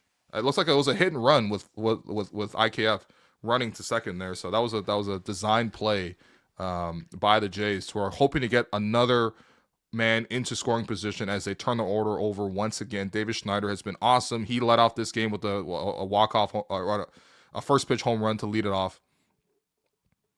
Okay, Jimenez gets under one. It comes in, and they're able to get the fly out. So IKEF is still at first, but, 2 out. And it's Miles Straw in now. I think he's in for defense. So, we'll see if he's able to sort of add to this lead. But I think at this point, the Jays definitely need more defense. IKF kind of looks like if Blake was biracial.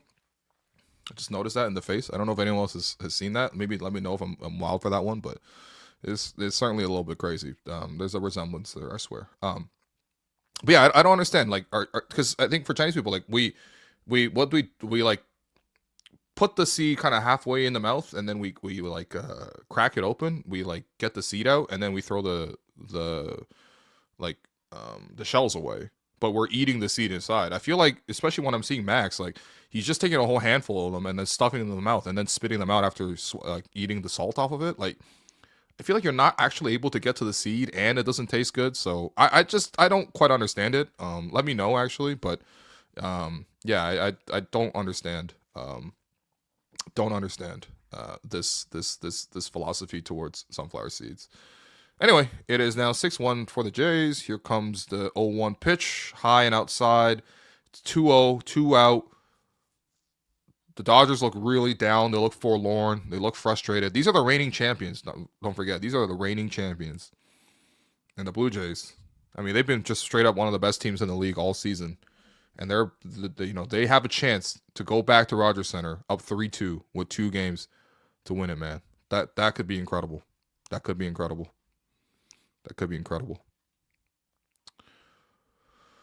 Whew.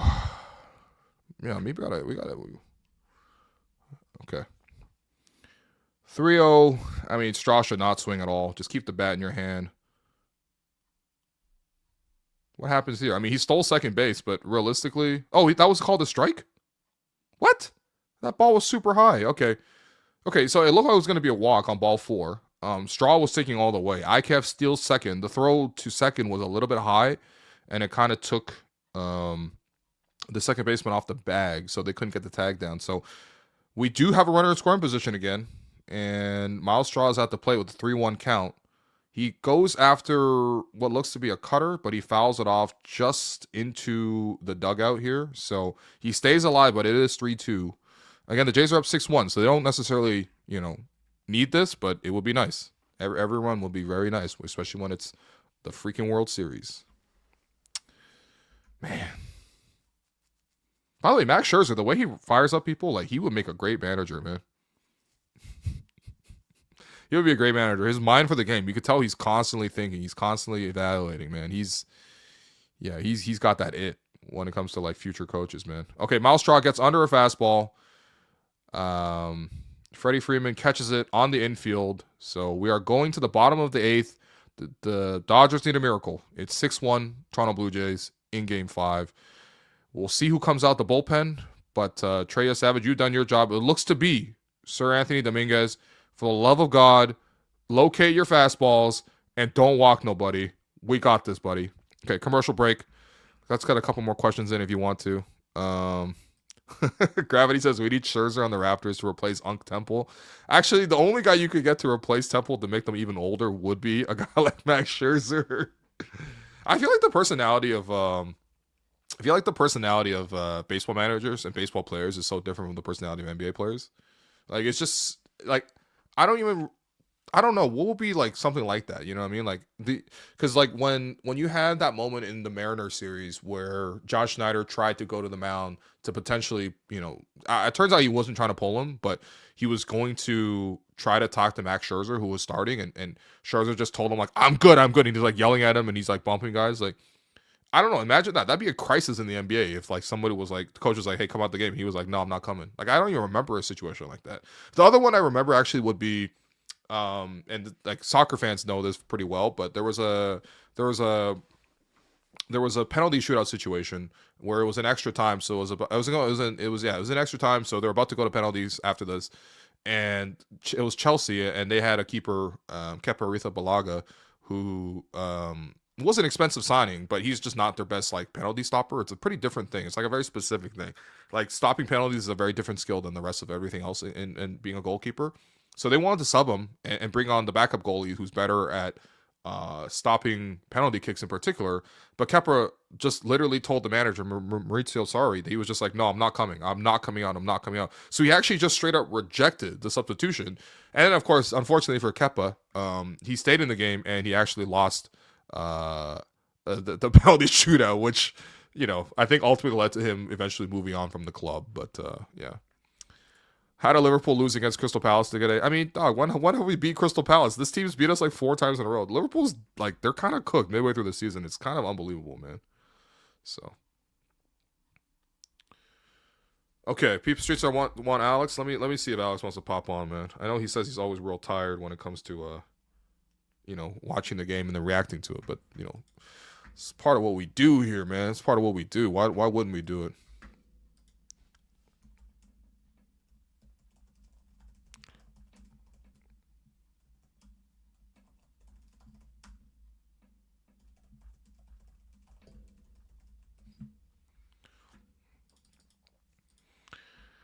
All right, I've sent him the message. We'll see if he pops on or not. Again, I appreciate you guys, man. It's great to hang out and just watch the game with people. It's nice. It's nice. Will should be in costume Friday for postgame. There's a real chance of it because, I mean, I will be Friday night will be Halloween. I will be both handing out candy to the kids who come on the street near my house, and I live in a pretty residential area. There probably will be lots of kids who come by. The last couple of years, there have been lots of kids who have come by. Wow, Dominguez is painting the corners, man. Damn, he's already head 0-2. Okay, looks like the command is there for him today. I mean, when he's got command, he's absolutely filthy. So I will probably be in costume handing out candies while also watching the Raptors take on the Cleveland Cavaliers. Here comes Max Muncy. He grounds out to first. Vladdy handles it, flips it to Dominguez, who beats Muncy to the plate. It is 1 out. Here comes Kiki Hernandez, the 8th hitter against Sir Anthony Dominguez, who has been fantastic. But that was a nice little play, very tidy from Vladdy, who flips it to Sir Anthony. Just great execution all the way around, man. It's 6-1, 1 out. We're almost there. We're almost there. But yeah, there's a real chance. I'm in costume, handing out candy, watching the game, and then, if I come on Raptors versus Cavs, do you want me to be here dressed as Mewtwo? Maybe. Maybe it'll make a good pot. I don't know. Yeah.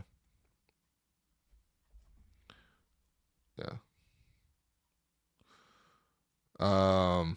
Okay. He fouls off the first pitch. It's 1 out, 6-1. Dominguez versus Hernandez. Swing and a miss, 98. He blows the heater past him. Man, Dominguez has got his stuff tonight, man. He's locating off speed. The fastball is 98, as it always is. I don't know. He's filthy when he's in this mode. Oh, he gets the slider. He gets Kiki Hernandez to chase it. It's out of the zone. Swing and a miss. 2 out. Calm as you like. Calm as you like. Here comes the 9th hitter. I think they might pinch hit, but you never know, man. The Dodgers, one of the things, I mean, they have a great roster, but I never get the sense that, like, whoever they bring on out of the bench or even out of the bullpen is that great. Like the Jays, for example, we have all sorts of guys we can bring out like, we've used our team all year, right? This is like Schneider's favorite thing to say is we got 26-man team and everyone contributes, and he backs up that talk by playing all those guys. But yeah, like he does use the bench, and it does actually change the game. I mean, even today, like Schneider coming in, like Schneider wasn't even a starter for most of the series at all in this series, and he comes in and he hits the leadoff home run like off the first pitch. Like, you don't think that set a tone for the game and emotionally in terms of how this is gonna go? Like, yeah. All right, Alex has promised that after the game, he doesn't want to jinx the result. I agree. He's very superstitious. He will come on after this game. But the Jays right now are in the bottom of the 8th. The Dodgers are down to the last 4 outs. Dominguez pumps in for his first strike. It's 2-1. First two fastballs were a little bit outside, but nothing wild. He's very much in his command today. Hits the top of the zone. Wow, that top corner pitch just was not given, huh? That was kind of BS. I'm not gonna lie. That was a perfect pitch, man. High fastball right in the corner. 90% of that ball was in the zone, but umpire did not call that a strike. So it's now 3-1. Low fastball. He calls that. That's out of the zone. Okay, so he's got okay, you know what? I don't mind because it looks like his zone is a little bit lower. So he didn't call the high fastball that was in, but he did call the fastball that was low. So we'll see here. It's a full count. Again, the Jays obviously would really like to get the 9-hitter out here and just end the inning because you want to see Shohei with an empty base or just with the base is empty. But again, we'll see what happens after this pitch. Dominguez throws inside, so he walks. This is the last thing I wanted to see was a walk, man. I couldn't even accept a single, but a walk? I don't know. Mookie Betts is praying in the dugout right now. I didn't know his hairline got to that point, to be honest. I feel kind of bad for him, but okay, it's 6-1. Shohei Ohtani's at the plate. Luckily, Shohei's 0 for 3 on the game, so we'll see what happens, but I do feel a little bit of sense of nervousness. Here comes Pete Walker and Alejandro Kirk to talk to Sir Anthony Dominguez on the mound.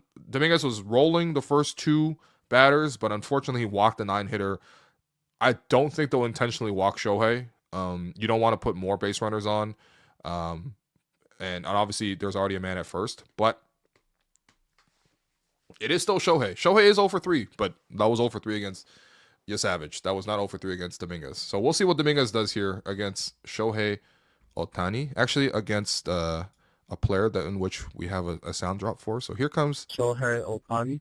Shohei Ohtani. Here comes Shohei Ohtani to the plate. He goes after the first pitch, and Vladdy dives to catch that absolute laser beam. I don't know if he caught it or not, but he was right there at first. He catches it. He tags the base.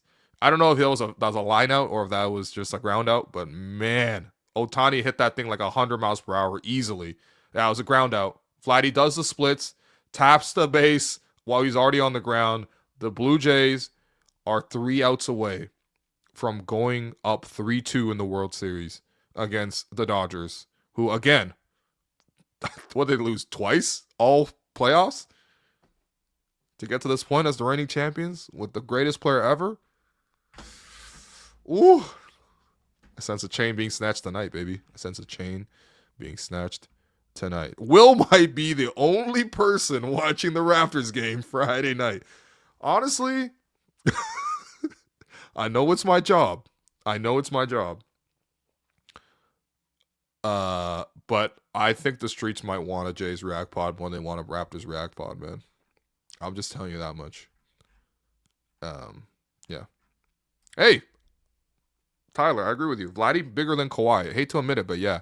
As a Raptor fan, I hate to admit it. As a Toronto fan, I think it's true. What Vladdy did for this run and has done for this run, and we'll see sort of what happens. Obviously, they even after today, if they win today, they still need to win one more. And I'm not counting the Dodgers out; they're fantastic. But if Vladdy brings us this World Series, he will be bigger than Kawhi Leonard. Kawhi is fantastic. I never thought I would see a better athlete than him put on a Toronto uniform. I've seen a lot of, definitely seen a lot of like very good, but ultimately not great Leafs. I've seen a lot of great Raptors, or good Raptors, but not great. I've seen one truly, truly great one in Kawhi. What Vladdy's doing right now, if he brings us home, the fact that he's committed to us, the fact that he wants us to represent us, the fact that he said no to the Yankees when Kawhi couldn't even say no to the Clippers. Open and shut case, man. Open and shut case. Vladdy will get his number retired as a Blue Jay. He'll go up on the level of excellence. Raptors, say what you want. Maybe one day they'll circle back to it. But as of right now, after Kawhi left, I've seen Jalen Harris wear that thing. I've seen Jonathan Mobile wear that thing. I've seen Jalen McDaniels wear that thing. Enough said. Enough said. Are you allowed to skip Raptors games as the World Series? Yo, I'm my own boss, man. What do you mean? Like, I could skip games. I just choose not to because I had a love of the game, you know. It's not just like this is because I love the Raptors. Contract. It's not like I'm breaking any contract if I didn't react to the Raptors. I choose to do it because I love it, but I choose to do it. Okay, here we go. Top of the ninth inning. Blake Trian's in to face who else? Vladdy Guerrero. 6-1. Pitches outside. Man. What a player, man. What a player. Vladdy Guerrero in the World Series is 8 for 21 with 2 home runs and 3 RBI, including homering off Shohei. Vladdy gets underneath a fastball. He fouls it off, so it is now 1-1. Again, the Jays are in a prime position right here. 6-1. Shohei's already been out, so he's 0 for 4.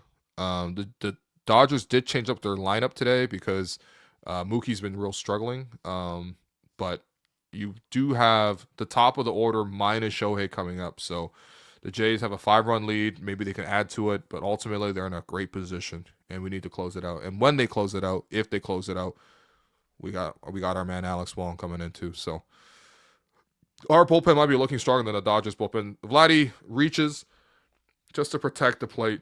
He grounds out to the pitcher. Doesn't really matter. It is now 6-1, 1 out. Bo Bichette comes to the plate. Bo, you have been an absolute warrior for this team.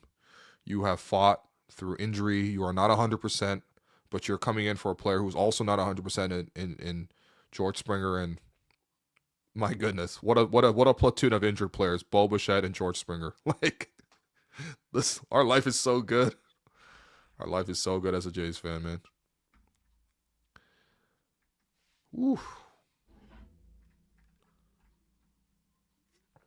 Yeah, that Kawhi number's had a nasty run. Yeah, it's.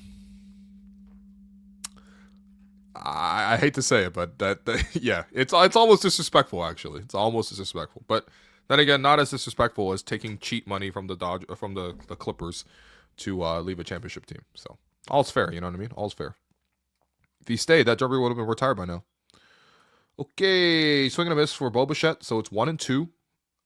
Bo in the World Series, and he was only activated for World Series, 5 of 15. But man, some huge hits for Bo. Shouts to Bo, man. And again, he was the guy who got the single to get the Jays up to 5-1, right? So here you go. Bo fights off the inside fastball. It's just fouled down the line, so he stays alive here. Man, Vladdy needs some aspiration money. No. We don't do that over here, man. We play it right. We play right over here in Toronto, man. We don't need that. We gave him $500 million of real money, not even Canadian money. You know how far $500 million is in American dollars is in Canada? It's basically like 2,000. That's basically $2 billion. I mean, come on now.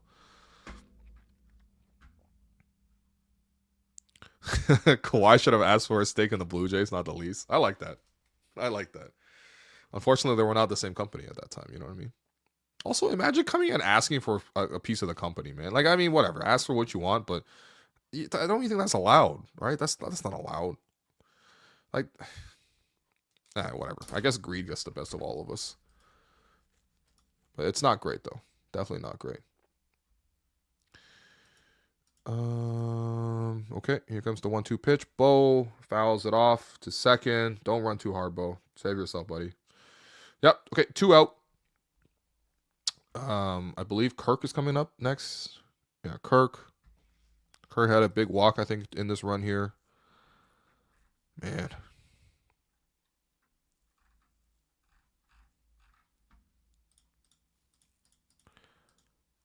Okay. Kirk's at the plate against Trinan. It's 98 on the corner, not called. Wow, this umpire he's got a small zone, man. I mean, Kirk is also very small, so I get it. Like, I could definitely see Kirk. I see him getting generous calls. His zone is pretty small anyway, just based on the fact that he's pretty squat. But that was definitely a strike. He fouls it off to first. Oh, no, he grounds it to first. Freddie Freeman runs to the base. Okay, 3 outs away, baby. 3 outs away. It's a 6-1 lead. The Jays got their strongest defenders out there. Coming up, we got Smith, Betts, and Freeman. And Jeff Hoffman, the closer, even though this isn't a closing situation, is coming out to get those final 3 outs. Jeff, You have been fantastic all playoffs. I believe in you all playoffs. Let's get this thing done and bring it back home, baby.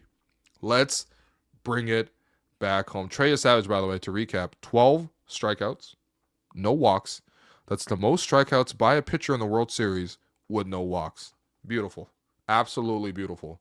And the other guys on this list, by the way, you might notice some of them. You might heard of Clayton Kershaw, who had 11 strikeouts and no walks. Don Newcomb with 11. Cliff Lee, shouts to Phillies legend Cliff Lee. Another secret. He might be on the secret Chinese All-Stars, but yeah, Cliff Lee. 10 strikeouts, no walks, and Deacon Phillip, 10 strikeouts, no walk. Pretty historic stuff from Trey Savage, man. Just incredible stuff, man. He has been absolutely fantastic.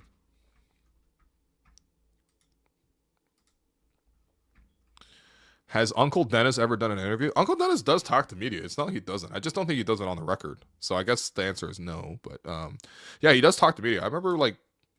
Actually, it was funny because during the 2019 run, you see Uncle Dennis everywhere. Like he's just around the team a lot. Everyone's obviously got their people around them. What people might say is an entourage.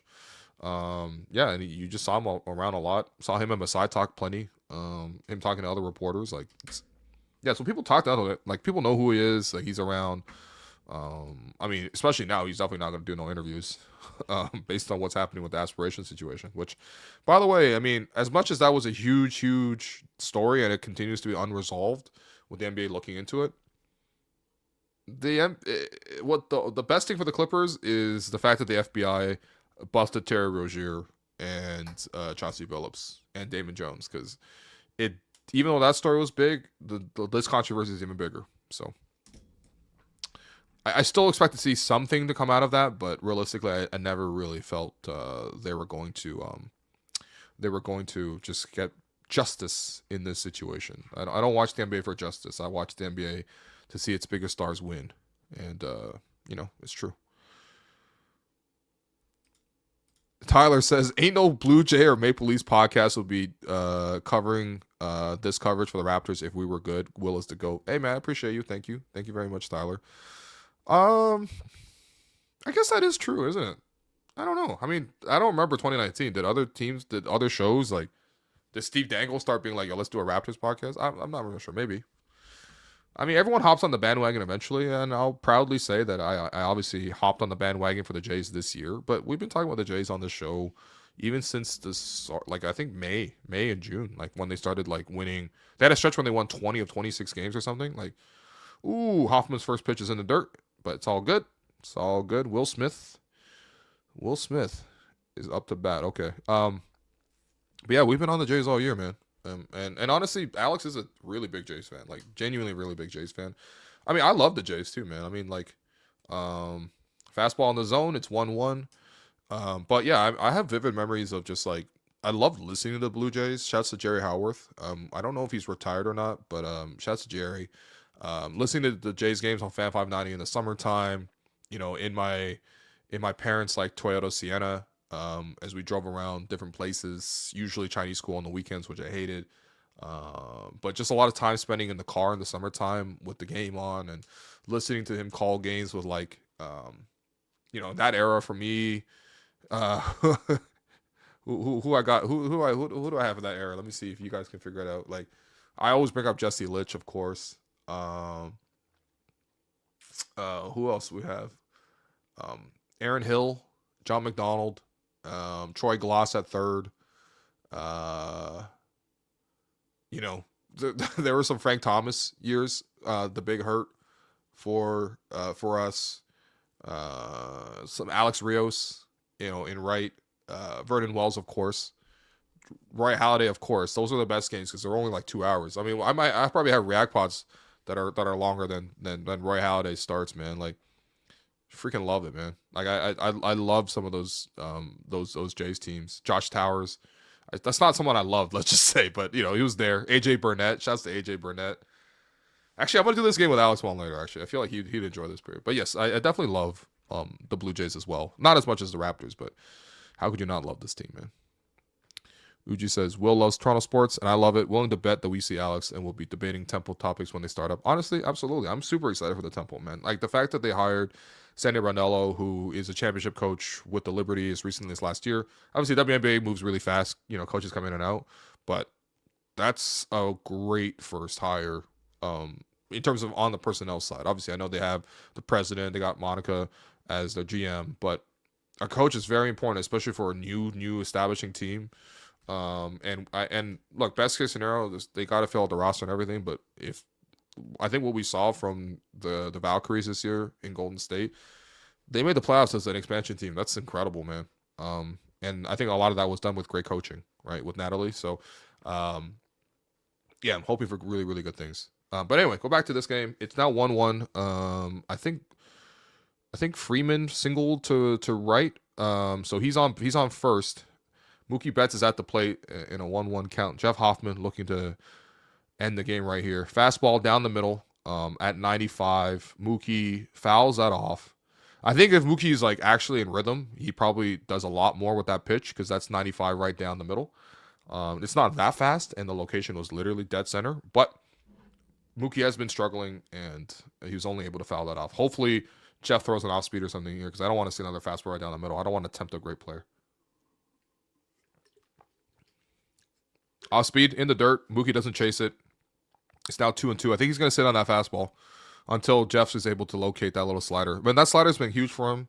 When the fastball started getting slower for Jeff, he threw a lot more sliders, and he was able to get a lot of outs with that specific pitch. That was I think he threw that slider like 6 times to J-Rod in the last at-bat against the Mariners. So he certainly got a really, really good mileage out of that pitch. But as with any sort of like reliever, you need a really strong fastball, man.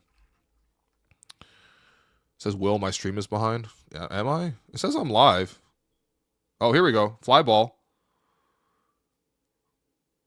Here we go. Straws under it. In left. He catches it. It is now. Is it just 1 out? It's just 1 out. Oh, right. Will Smith. Yeah, he got the leadoff single. Okay, so it's now 1 out. Freddie Freeman, now he's up to bat in the 4 hole. I mean, like, not trying to tell the Dodgers what to do. I mean, I guess we all pretend to be sports experts as fans. But Freeman's like their second best hitter. He should hit behind the best hitter in Shohei. At least it gives him some protection. Because otherwise it makes it really easy to walk Shohei. I suppose they already realized that's the problem because they did shuffle their lineup and put Will Smith behind Shohei and move Betts down. But if you don't believe in Betts to get you hits right now, then you got to just move him further even down. You know what I mean? Like give your best hitters some protection. But why am I giving them advice right now? I'm a full minute behind? No way, man. Really? Okay. Oh, you know what? I do see that. Okay. I'm caught up as much as I can. I'm watching on Sportsnet now, so it's a paid service and everything. Hopefully it's up to speed. But anyway, what I see right now is a 2-1 count to Freddie Freeman. Dodgers fans are praying for a miracle, and they would need one. Swing and a miss with the slider. He's over top of the slider, so Freeman is now 2-2. Mookie Betts, he looks kind of like, I don't know. He looks kind of horrified. I can definitely see how a great competitor like this could feel lost based on how poorly he's played. But another slider. Jeff gets Freddie Freeman to swing on the same pitch twice, both outside the zone. Another Hall of Famer goes down. Our future Hall of Famer goes down, and now it is 2 out. The Dodgers down to their last out. And yeah, man, the Toronto freaking Blue Jays are going to be coming home to Rogers Center and likely, very likely, with a 3-2 advantage. But let's not get ahead of ourselves. Teoscar Hernandez is already 2 for 3 in this game. He takes strike 1, 95 right down the middle. I feel like Teoscar's been more patient. I feel like I've known him as a wild swinger, a free swinger in his time with the Jays. But he's been a little bit more patient in this World Series, but I don't know. My fear with him is always the power that he has. He gets the call low at the edge. So right now it's 0-2. They're down to the last out. They're down to the last strike. Jeff Hoffman against Teoscar Hernandez. Can he stay alive here? Can the Dodgers stay alive here? The Jays fans in the crowd, they're all going crazy, and why not? A lot of Dodgers fans, I see them already gone home, man. I see a lot of empty seats behind home plate. I feel like that probably costs like $20K at least. Maybe more. Ooh. Teoscar lays off. That was a wipeout slider, man. I thought he was going to go for that, but he didn't. It's okay, though. Jeff's still ahead. 1-2. He's still ahead, baby. Ooh. Bo Bichette looks on. Trey Savage looks on. What a performance by Trey Savage. Ooh. Okay. Teoscar flinched at it. They're asking for the challenge at down the first baseline. He didn't go around. He checked the swing. He really thought about it, but it was another wipeout slider. But it's still 2-2. Shohei looks on. He hasn't really done that much in this game or last game. You know, we took their best punch. I mean, their best punch is coming with Yamamoto. He's going to be on the mound for Game 6, but here comes the pitch from Jeff. Slider! He throws it 3 straight times, and finally, Teoscar Hernandez flinches. He swings through it. 2 strikeouts for Jeff Hoffman. Our closer comes in. It's not a save, but he closed this game. The Jays win 6-1 after they won 6-2, and now they are going home with 2 chances in front of the best crowd in baseball for the best home team in baseball to win the World Series. I can't believe I'm saying those sentences. Like that is that is so good. Okay. Alex said he'll come on. He's gonna come on, man. He's gonna come on. So we're gonna wait until he comes on. We're gonna get his thoughts, and we're just gonna celebrate this thing because shit is beautiful right now, man. This shit is beautiful, and I can't believe I started this game talk. I can't believe I started this podcast talking about the Raptors. If you want to see everything that goes right with the team, watch the Toronto Blue Jays, and if you want to see the opposite, watch the other team right now. So it's okay though. We're all in this together. We're gonna fix it. We're gonna fix it. But man, that was incredible. 27 more outs, as my man Joe Wolfon said. All I'm asking for is one more win, as my man Andrew Zuber said. It's always Jays in the 6, as my guy Keyshawn Mystery says. Man, I know so many guys who are diehard Blue Jays fans. I hope they're in the building. I hope they're screaming their heads off. And I hope they see something that they've probably always wanted to see their whole lifetime, man. I mean, I was with Joe. I was with Wolf on after Game 6. We did the post-game pod together, the React pod that night, after the Raptors came back against the Bucks. 27-3 run. 26-3 run, sorry, my bad. Just incredible stuff.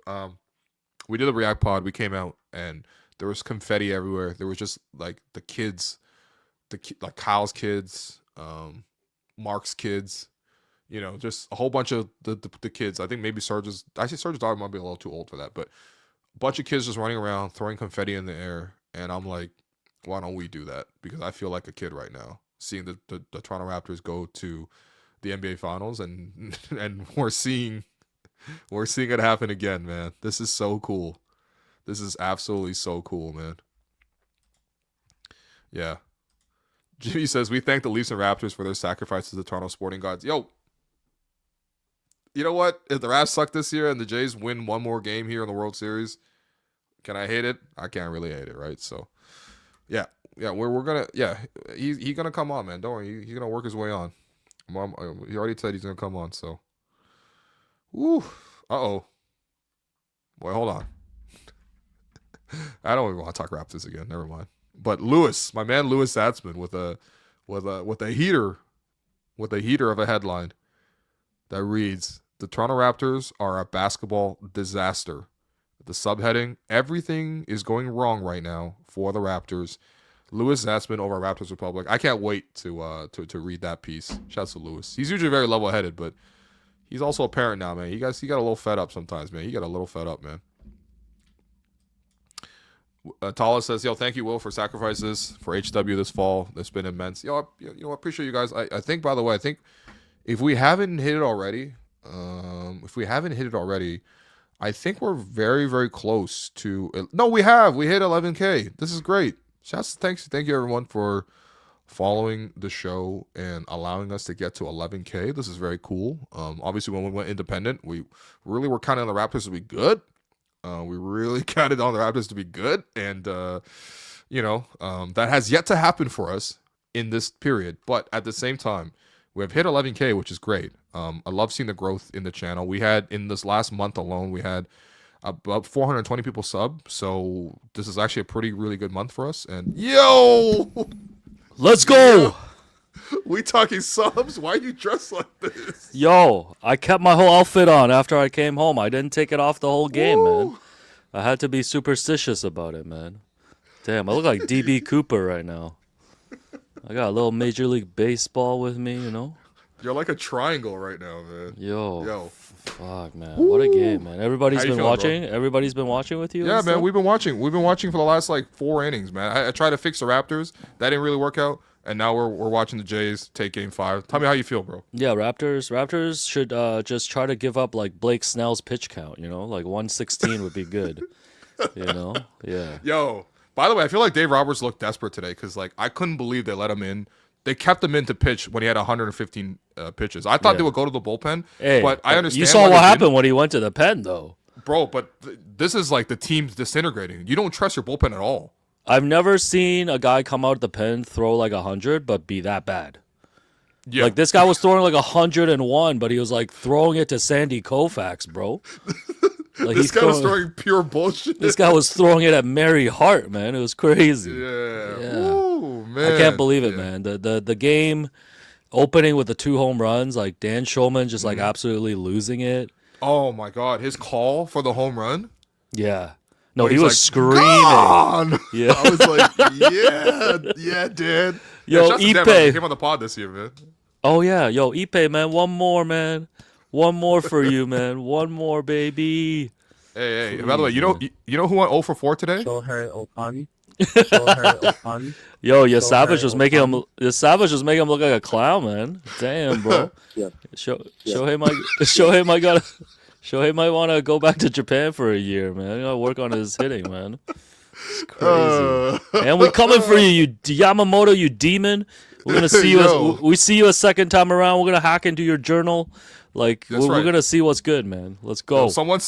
Customs, bro. Oh, by the way, you know how Dave Roberts is complaining about customs? You know, he ain't accustomed to going through customs. So you don't even know it. Ooh.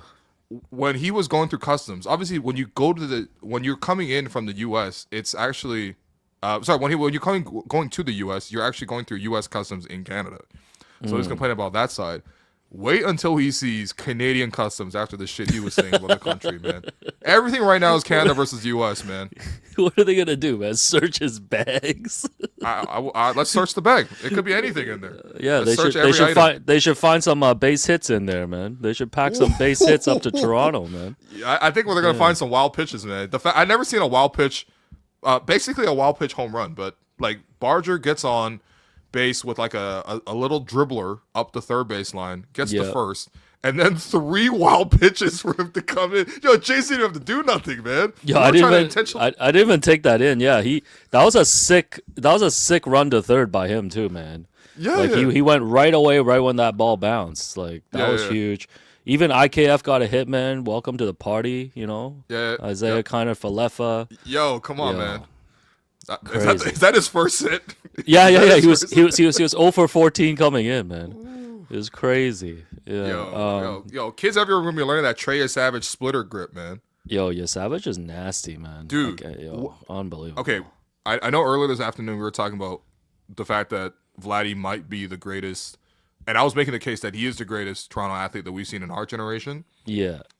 But is there any parallel to the Trey Savage thing? Oh man, yeah, that's a tough one, man. Actually, when David Price came up with the Tampa Rays, he also debuted, I think, as a bullpen guy. They brought him up as a rookie, right? And he was lights out in the playoffs and stuff. But yeah, there's no comp for this, man. This guy set records tonight. That was last set by when the Dodgers were in Brooklyn. Was Jackie Robinson even playing baseball yet? It was 1949, so probably. Actually, I'm not sure. World War II ball, man. No, like it was crazy. Like at that point, Shohei Ohtani was the enemy in a different way that he's the enemy right now. Shohei Ohtani. There was definitely no Yamamoto. I'll tell you that much. Yo, no, and Savage was like struggling in game 1 too. Like I think he barely got through like 4 innings, and then for him to be able to come back around, and then the Dodgers were trying to make a little adjustment tonight. Like who are they? They bumped up Will Smith, getting jiggy with it, to like second. They bumped Betts down, right? And then they had Alex call, which is what you've been calling me this whole week. This guy's just like, yo, Alex call. Yo, I'm the real Alex call, man. You might have more hits than Alex call. Yo, but like, yeah, I don't know. Like, Ohtani's obviously a monster. Wasn't good tonight, but that rest of the lineup has been rough, man. Dude, I was, and again, like I know that this is still going on. I'm not trying to jinx anything. No, but obviously every conversation I had at the arena today was just about the Jays. Like I actually at one point, friend of the program, Josh Lewenberg, came on and he was like, he came up to me, he's like, hey, what do you think of the game tonight? And I'm like, oh, I don't know, man. The Rockets have a lot of size, and he's like, no, man, the Blue Jays game. And I'm like, oh, right. And I'm like, yeah, I don't know. Like honestly, I mean, the Dodgers are a great team, but I'm afraid of their starters, and I'm afraid of Shohei. Past that, I mean, I guess I'm afraid of, Freddie Freeman. He did have the walk-off home run. But, like, after, 18 innings? Like, you know what I mean? Like, I feel like I've seen this whole team. Like, where's that spark coming from, man? When they go to the bench, they got nobody. When the Jays go to the bench, we got options. They didn't want to go to their bullpen, man. And low-key, too, like big brain, like John Schneider benching all those starters in that 18-inning game kept the guys fresh, bro. Like Kirk and Barger and all those guys, like in retrospect, they only played like 7 or 8 innings. Yeah. And like they've been huge the last couple of days too and stuff. So yeah, no, you know what? The Jays are a great team, man. Like the Jays are the great team. We knew the Jays were a great team. Like they've been number 1 in offense. Like they have so many great starters who've been like coming up huge in these playoffs. Like, yo, you line these two teams up, like it's pretty even, man. And like Vladdy's like just out of control, and like all you need is one guy to go superhuman like that, and sometimes that's enough, man.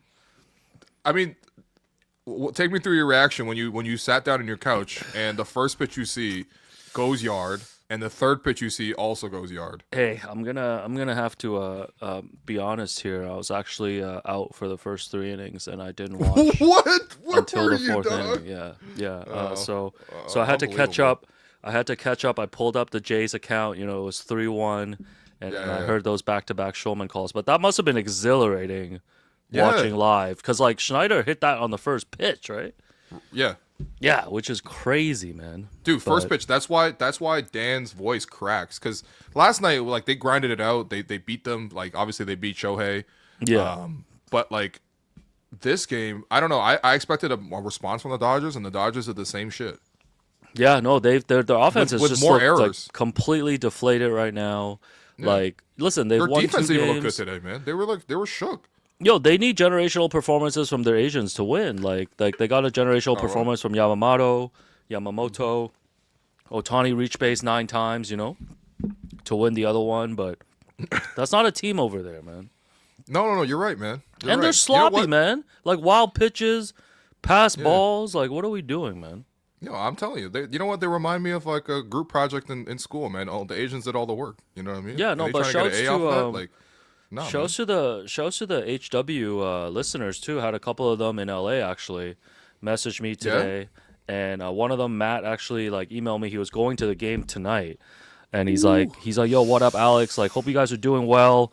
Reached out to you guys last season during the LA trip. Was able to have a quick halftime chat with Will during the Lakers-Raptors game. Oh, I remember this guy. Yes. Just wanted to say I've really been enjoying the show. Super happy for the success that you guys are having. I've particularly been enjoying this Blue Jays run, hearing your stories about attending the games. Growing up in SoCal, but having Toronto roots, this is a once-in-a-lifetime World Series for me. I'm super pumped today because my friends got us hooked up with some tickets for tonight's game. Give my best to Will and Jerome. And then P.S. I also found out during this run that Shane Bieber went to the same high school as me, which is crazy. And then I told him to send me a photo from the game, and then they actually got hooked up into this suite. My buddy got tickets from a work connection at MLB, and then Kirk signed like his I think Kirk signed his hat and stuff before the game. Yeah. Yeah, Wow. damn, man. Damn. Yeah, that was crazy, man. Imagine being so lucky, man. Yeah. Mm. Dude, they could have. The series could be over already, man. I mean, 18 innings, anyone could have won that one. Yeah, no, Like, it's true, man. The fact that this could already be over. No, listen, no celebrating yet. One more, you know. Mhm. But still, man, get 2 shots at home. But listen, man, let's just wrap it up in Game 6, man. Let's wrap I it up. agree. Like, obviously, the dome's gonna be crazy. It's gonna be Yeah. Halloween on Friday. You know, cancel all Yo. your Halloween plans, man. Come on, man. Yeah, I was on that. Blue Jays elite. Halloween gonna be extra spooky for the Dodgers, man. Yeah. Meanwhile, this guy's gonna be watching the Raps. I actually strongly considered skipping the game and just watching the Jays game. Who are the Raptors? Who are the Raps playing on Friday, man? Cleveland, they're not gonna win. No. Yo, isn't it an NBA Cup game? Who cares? Holy shit. Ooh, man. we got a court. Ooh, man, I got the World Yo. Series on, man. That's crazy. No, I locked down some 500 level tickets tonight before the game because I was really scared. Yeah. How that much? prices- How much you go for? Yeah, I put 2 on that. But like, A little too. but like, Two boxes of ZD. but I was scared. But I was scared because like, if when the Jays won tonight, the prices would have spiked up. Like, I'm gonna do a Yeah. live check right now. Also, people in the chat are saying I promise I'd walk to Markham if the Jays won the World Series. Yeah, I'll do it. I'll do it. I'll Really? do it next week. Yeah, I will 100% do that. I went for Was it- a 6-hour walk after the 18 inning game because I was so upset, man. like what's That's what Shohei did. Man, yo? in What's that game. what's Markham? What's Markham to me, man? Put another 60 kilometers on it, man. I don't Relax, care. relax yourself, man. No, man. Is it? So you're gonna? Okay. Well, how long is it to walk to Markham? Hold on. Yeah. Let's say So like- Google let's say like- to like first Markham place or something. Yeah, I'll do like CN Tower, or like let's say Rogers Center to Yeah, gate 14 to First Markham Place. Rogers Center Yeah. to First Markham Place. Okay. Yo, guys, I'll do it, man. Okay, so it's you know what, based on what you've said, and you have gone for 6-hour walks, this here says it's going to be a 7-hour walk. Easy money, man. The problem is like, am I walking just local? Like, I don't gotta cut through on the side of the highway or something, right? Yeah, I'll take a Can you little click screenshot of, like, avoid the route. highways? No, I don't think you're walking on the highway. I mean, I let's don't want to be real. charged for the 407 as a human being. They're gonna be like, this guy doesn't even have a license plate. They're like, is he wearing a transponder? Like, you know what I mean? like what's going on, man? Yeah, Are you can you kidding walk me? the highway for free? Yo, we Okay, so will- here I we don't go. know. Here's the Yeah. map. Okay. So, yeah, it says 6 hours 43 minutes if you go via Bayview, and it's 6 hours easy. 49 minutes if you go via Don Mills. You prefer Bayview or Don Mills, bro? I feel like Don Mills is a Bayview. prettier walk. You got Okay, let's do Don really? Mills. Let's do Don Mills. Yeah. Don Mills got a prettier walk. I mean, basically, so you're going to walk across front, which I'm sure you've done a million times in your life. You're gonna walk across front. You're gonna turn north on what is this, Jarvis? Oh, Well, yeah. I know, knowing you probably don't want to walk Jarvis. Hold on. Yo, come on, man. Maybe First of let's all- have you walk up. Maybe let's have you walk up Bay or something. First of all, I'm going during the daytime. Yeah. Let's be clear on that. Yeah. It's, as we've said many times on this pod, you are afraid of poor people. So we're Afraid of poor people. gonna have to make you walk up Bay, okay? And then we'll go to Bay and Bloor, okay? Hit up Bay Bloor Radio. Yeah, a little Bay Yeah, Bloor. that's right. We're gonna Can I cross. stop, we're can gonna I go stop across by Bloor. Italy? Can I stop by Italy? Like, can I make stops? Yeah. Oh, of course, man. Of course. Yeah. Of course. Okay, I'm We're gonna stop by the Nut Bar in Yorkville. make my way up. A little Nut Bar in Yorkville, a little Italy. Yep. Take a little break. Yeah. Go across Dap up Bloor. Faisal. We're gonna go Yep. past the. We're gonna dap up Faisal because he lives there because he's a serf Yeah. because he lives at one one Yeah. one Mount Pleasant, aka the Rogers office. Get your Tim Hortons dollar ice cap tomorrow. With minimum $3 purchase. Oh yeah. Yeah, I've done more if for you that get a Tim campaign. Hortons Than, deal out of I've this- done more for that campaign than Faisal and Ailish. I'm just putting that out there. That's definitely true. I've seen the We're gonna impressions walk on past my our former tweets. workplace. Yep. We're gonna walk up Mount Pleasant. So again, Oh, where rich that's- people that's a live, good you're walk. good. Lots of trees there. Nice fall leaves. So we're gonna walk across Mount Pleasant. We're gonna go all the way up to St. Clair. And then we're gonna go up something called Moore Avenue, which I've never been. In this Yeah, part of I the know town. that. I know that. Yeah. You know Moore? Yeah. Okay. Yeah. We're basically gonna go across Moore and the Mount Pleasant Cemetery, and then we're gonna walk up Bayview. Oh, And easy. then it's- Bayview literally like that's off like where my sister lives, like where my parents live. Yeah, like, you I'm stop. familiar You with Bayview. stop by your parents. You stop by your sister. Like you know what I mean. Like Yeah. like we're feeding you like it's like like people are gonna drop off food for you like it's a Terry Fox. Yo, we should Marathon of designate Hope. a couple stops like even on the subway line or something. Or like close Yeah. to subways where like hello and welcome listeners can come, like congregate, Yeah. pick me up. I Put a think, like, tracker. Can you put a tracker on me so like people can know where I'm at and stuff? Oh yeah. Well, I'm assuming we'll be live streaming this too, so we'll be calling you periodically. Okay. Yeah. Yeah. Me and Jerome can just be like either with you or Yeah. Honestly, we're at at this home. point, if the Jays win, obviously I'll do it. At this point, if they lose, I'll also do it. Like I have. Some I'll streets need are it. asking, is Will just trailing behind you on a scooter like a marathon support team? No, I need to I- be alone. I regret to inform you that my scooter will die halfway through this, unfortunately. Yeah. But I basically, can't believe walking people from, people think I can't do this. Is crazy, man. Well, I mean, you are going to have to walk from Bayview all the way up from basically when Bayview starts at Moore, Yeah. all the way north, past the 401, past Shepherd, past Finch, and then depends on where you want to cut through. There is Cummer Avenue. Are you familiar with Cummer? Yeah, I'm familiar. Yeah. like I told you today earlier on the show today. Hold on, just so people understand that this is not a joke. Okay, this is a real part of the street that the Alex has to walk past on the recommended path here by Google Maps, the #1 map in the. I'm doing this. This basically. is not even. This is like I'm not saying it's light work, but like this will be done. This will be done. What? Yeah. So That shower's here's gonna the hit str- different, man, when I get home. Here's the street. You see how you're turning off of Bayview, and then there's Cummer Avenue. So you got to go Yeah. across Cummer. Yep. You got to cross the Cole Park to Cummer Okay. Park Community Center. Wow. Yep. Okay. And then you're gonna walk up Leslie. Oh yeah. Then I'm like on home turf. You're actually on home turf. on home Once you turf. cross Leslie and Steeles, of course, you're officially in Markham. Dog, I walked 33K steps like yesterday after the 18 inning game. Like in the Okay, morning.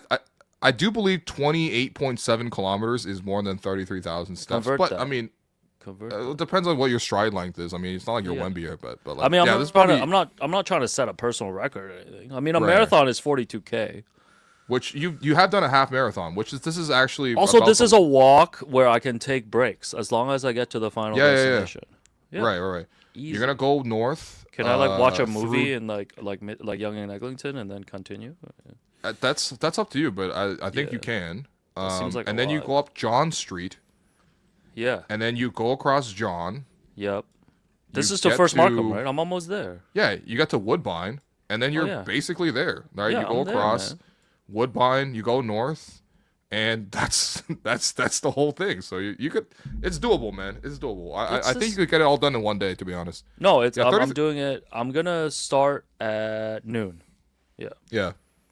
I'm gonna start Vegan at at noon. Grass says 33,000 steps is approximately 26 kilometers per Google Okay. AI. So Yeah. you're yeah. basically there. You know what I mean? So yeah, no, I think actually I'll start earlier because if I take breaks and Yeah. stuff, I don't want it to get dark by the time I'm there. Yeah. Streets are giving you advice on you got to use something called pseudo cream for the blisters on your feet when you get home. Yo, I will walk in my Gucci loafers, man. I don't care. Okay, dog, please, man, don't ruin the Gucci loafers, man. Raise the rent on me. I don't care.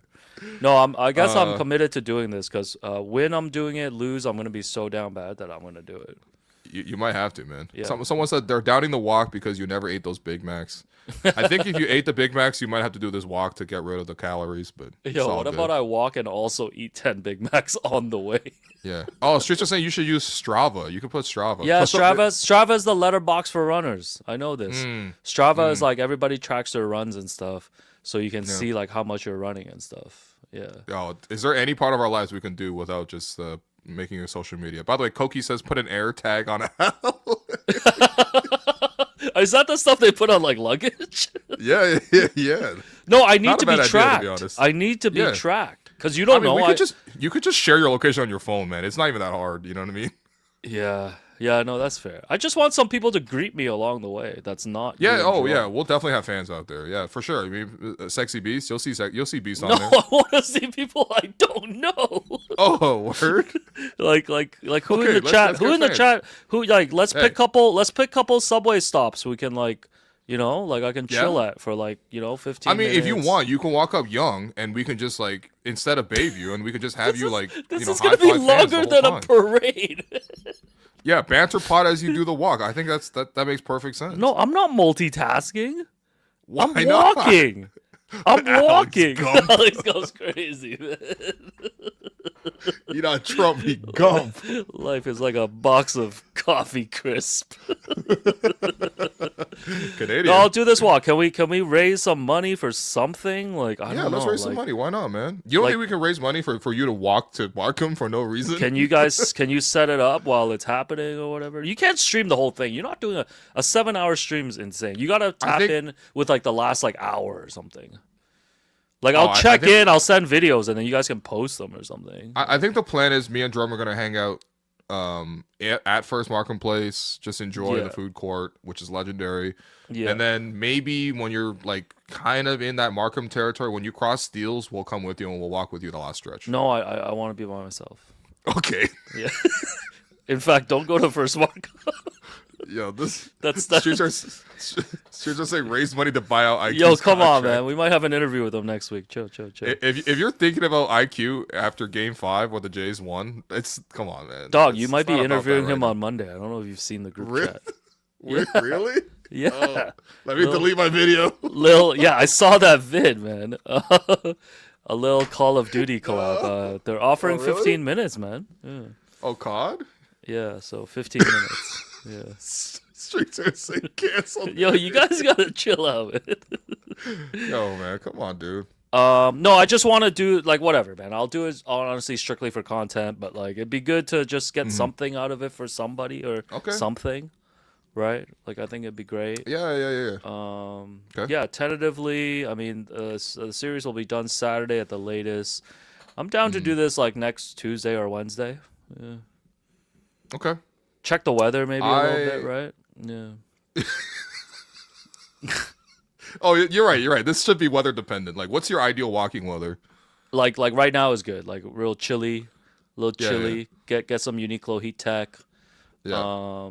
Just layer up a little bit, and then it's chill, man. Put on some A6. Is that what they sent us? No, it was the other one. What's the brand? We got some Merrill. Yeah, some some Merrills. Yeah, some Merrills. Yeah. Here. So Bang. Some Merrills.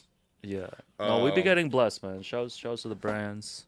We do be getting blessed. So I have a question that's a little personal. Oh, okay. But Yikes. could really could help in this situation. Are you a chafer? Oh, is that when people's nipples start bleeding and stuff? That's one example. Okay. Where else do they bleed? Just anytime skin on skin friction happens. No, because my friend Kevin, who you met, formerly Yeah. of Livestock, he ran a full marathon a couple weeks ago here in Toronto. Yeah. And when he crossed the finish line, I saw him. I was like, "Bro, your nipples are red." He was chafing. He was Gustavo Chafseen, man. Hunter chafer. Man. Yeah, fuck, that's good. Oh man. I don't know. I didn't chafe when I ran the half. So The streets are talking. Yeah, I don't even want to read that. That's oh yeah, disgusting. no, you don't. No, you don't need to worry. Yo, this is a brisk. I'm not even running. I'm not running. Yeah, it's true. The only thing I'm worried about is my mom watches this stuff. And she's not watching 2 hours 30 minutes. no, but she'll be like, "Why didn't you come home?" Yeah. I thought you said you're gonna walk past home. No. No, I'm gonna go to First Markham and then come home. I'll probably take an Uber. Actually, I'm taking an Uber back downtown. Man. No, walking past your parents' house and then just explicitly not going there is pretty funny. No, I would love for just a little gathering of people at First Markham. We can go food court, have a meal, chop it up with some H&W people. I think that'd be incredible, man. I think we could really raise money for this, man. You know, Coco says donations could be for Sudan, Jamaica, and Gaza. Yo, absolutely, yo, come on, man. I'm down. I'm down. Real heartbreaking what's happening in Jamaica right now. I'm down for anything. I didn't even realize until now. Like I've had a Hideo Nomo, like action figure here in my background, Dodgers, for like ever. But no hate on Nomo. Yeah. No. Nomo's already gone, man. I know you got a shirt too. I mean, low key. I actually have a Shohei jersey, but I have just put that away. Actually, courtesy of Casey Bannerman, right? Courtesy of Casey Bannerman. Obviously, the Shohei jersey is legendary, but I have just kept that in the back of my closet for the entire run. Yeah, I'm actually desperately trying to find my Hyunjin Ryu jersey that you also got me. Oh yeah, point. That's right. That's right. We were given 2 jerseys by the Jays, who offered us 2 of any jerseys, and you got us Hyunjin Ryu, my fellow big face brother, and then you got yourself a Shun Yamaguchi. Yeah, Shun Yamaguchi, which has remained in rotation. I do see it sometimes on you. You're right, yeah. Because I'm a real baseball fan. I didn't start, like 2 weeks ago, like you. Oh, you know, wow. like, wow. Okay. Well, there's this phenomenon where when a team advances and wins something, people tend to look back at like what you went through the dark times with these players. Like I don't know if it happened for you with the Raptors. It's like when the Raptors won, did you ever think about like, John Tabak or like like why is it always Pop Spencer Bonsu or Phil Esposito or no? To be honest, I was very Milt Palacio. I was kind of more selfish when the Raptors won. Like I thought just more from like my career perspective. It was great for your career. It was great I just thought more of like, I obviously started out as a kid as a fan, and then now like I got into a position where I was able to like cover the team, and like watch them win a championship, and just think about like how far I went, like myself. That's really what I thought about versus like the franchise's history. Fair enough. For me with the Jays, it's been 30 years, man. Like I still remember. I started watching I came here in '92, but I didn't start watching baseball till like '95. Okay. Like I didn't really I knew the Jays were. You straight up missed like the prime years, but I guess you were also like a kid. I remember hearing. I remember hearing like I was like 8. I remember hearing that the Jays won the World Series, but I didn't watch it. Like I didn't watch it, and then I started in '95, and they like immediately were terrible. It was like Carlos Delgado, and I remember like being in the car listening to Fan 590 when they signed Roger Clemens. Like that was such a big deal, and then like Clemens and Halliday was here, and then we wasted all the Delgado Halliday years. Like Jose Cruz Jr. was my favorite player growing up. I just thought he was like so cool. And then we rolled in like guys like AJ Burnett, BJ Ryan. AJ Burnett, BJ Ryan. Yeah. And then the Troy year like Gloss, the Big Hurt, Frank Thomas. Yeah, man. we had Corey Alex Koski, Rios, Scott man. Rowland. Like who was that guy who hit all those? Who's the first person to hit all those doubles, man? Lyle Overbay. Lyle Overbay, yeah. Lyle Overbay, Marco Scutero, man. Like we had Frank Catalanato. Like, come on, man. But like, and then Alex Anthopoulos took over, and that big year when we traded for like R.A. Dickey, Jose Reyes, and then like nothing happened. Like they were flop, and then they finally make the playoffs in 15. And I was the problem is like in 15-16, I was living in New York at the time. Oh, that's right. So I flew back. I flew back in 15 to cover the bat flip game, and then I stayed behind and paid money to go watch Jays Royals. Like I remember getting to my 500 level seat in like game 4, and Dickey, I think I'd given up like 8 runs already or something. I'm not gonna lie, like a knuckleballer in the playoffs could really go 1 of 2 ways, man. Yeah, it went the other way. It usually goes the 2-way, the second way. It's usually 2 ways, like AJ Lawson, man. Oh come on, just AJ. Show some Mike Simonetta. But yeah, so 15 was a thrill. 16, Encarnacion hit that home run in the wild card game, and I was still living in New York, and I was like, oh, I'm flying back. So then I flew back and watched the Jays Dodgers. That was the year that Odor punched Bautista. Yo, fuck Ruffin Odor, man. No, it's like it's better to get punched in April than get knocked out in October was like the famous sign that Jays fan put up, which was super cool. Right. That was fire, man. Yeah, but then 16 until now, it's like they're like. I was there. It's been dark years, man. It's been dark years. I was there when they blew that 8-1 lead against Seattle. Like it was 8-1, and I don't even remember. Like Yusei Kikuchi was not good that year. It was his first year. Yeah. And then I remember joking in the stands, being like, when it was 8-1, I'm like, "Yo, bring in Kikuchi. like Yeah, yeah. just to mop up. And then Yeah. after the Mariners took the lead, this old white guy next to me was like, "You still want Kikuchi?" Like he wanted to like stab me. He's like, "You still fucking want Kikuchi?" I was like, "No, our season's over, sir." Nothing scares me more than anger wanting people, so I understand. So. Yeah, so no, I've been through it, man. For as much as like I've wanted to be able to be there for the big Jays moments, like I've been there, you know. Yeah, so No, you've been there, man. yeah, Yo, I love that people are just dropping the most random Jays in the chat, man. yeah, Reed Johnson, Someone said say no to Asian hate. That's right. Stop Asian hate, man. Sean Come on, Markham, stop hating Kikuchi. yo, Esteban Loaiza, you know, Yeah, that's Joey right. Hamilton, like yeah. Well, who are these guys, man? Well, you're from like the Jesse Litch, you know. We have Frank Thomas for a little bit. Yeah, I know. I was talking about Frank Thomas earlier in this pod when I was Yeah. trying to buy time for the, you know. But who else we got from that era? Josh Towers. Remember Josh Towers? Josh Towers, like Brandon Morrow was sick for. I think a I named like time. the entire like infield. I think I had John McDonald at short. I had Aaron Hill at second. Shouts to Yeah. Aaron Hill. He was pretty good for a while. Yeah, man. Troy Gloss at third. Yeah. Who was at Yo. first for us, man? Might have been Overbay at that time. It might have been Overbay. Probably People Overbay. are- yeah, Vernon people are Wilson saying center, Homer Bush. Alex Rios. People said Melky Melky. Cabrera. Oh man, Melky. Yeah, I still see Melky Cabrera's jerseys at the arena and stuff, man. Yeah, so Melky, when he was here in Toronto, lived in my building. And This guy has Skeets live in his building. Melky Cabrera. honestly, man, Joe like Siddle, my building's Vladdy. got some lore. You got some hitters, bro. But Melky and I used to go to the gym at the same time. And he would be riding his little stationary bike. And I'd be on the treadmill, like fake working out. And I remember one time I just walked up to him, like, "Yo, Melky, man, good luck tonight." And he literally said nothing back to me. I was like, "Okay, Milkman." Milkman doesn't deliver on Sundays. The milkman is crazy. And then, like, 3 days later, he was caught with PEDs. He's a milk merchant, man. No, that's crazy, though. Yeah. Why was he not using the gym at the stadium? I don't know. Probably because he was like pumping drugs allegedly. Yeah, people He say probably Casey pumped drugs Jansen. in the same building, man. I think I've told you this story, but like after the Kawhi shot in Game 7, I went out with my friend John, and then I came home, and I Yeah. rode the elevator with Vladdy and Hector LeBron. Yeah, Hector LeBron and Steven LeBron the crossover no one wanted. This is so stupid, man. Nah, you live in a great building, but it's very funny. No, I have like the most random ass stories. Like JPR and CBA used to Bixie all the time around here. JP Aaron Sebia.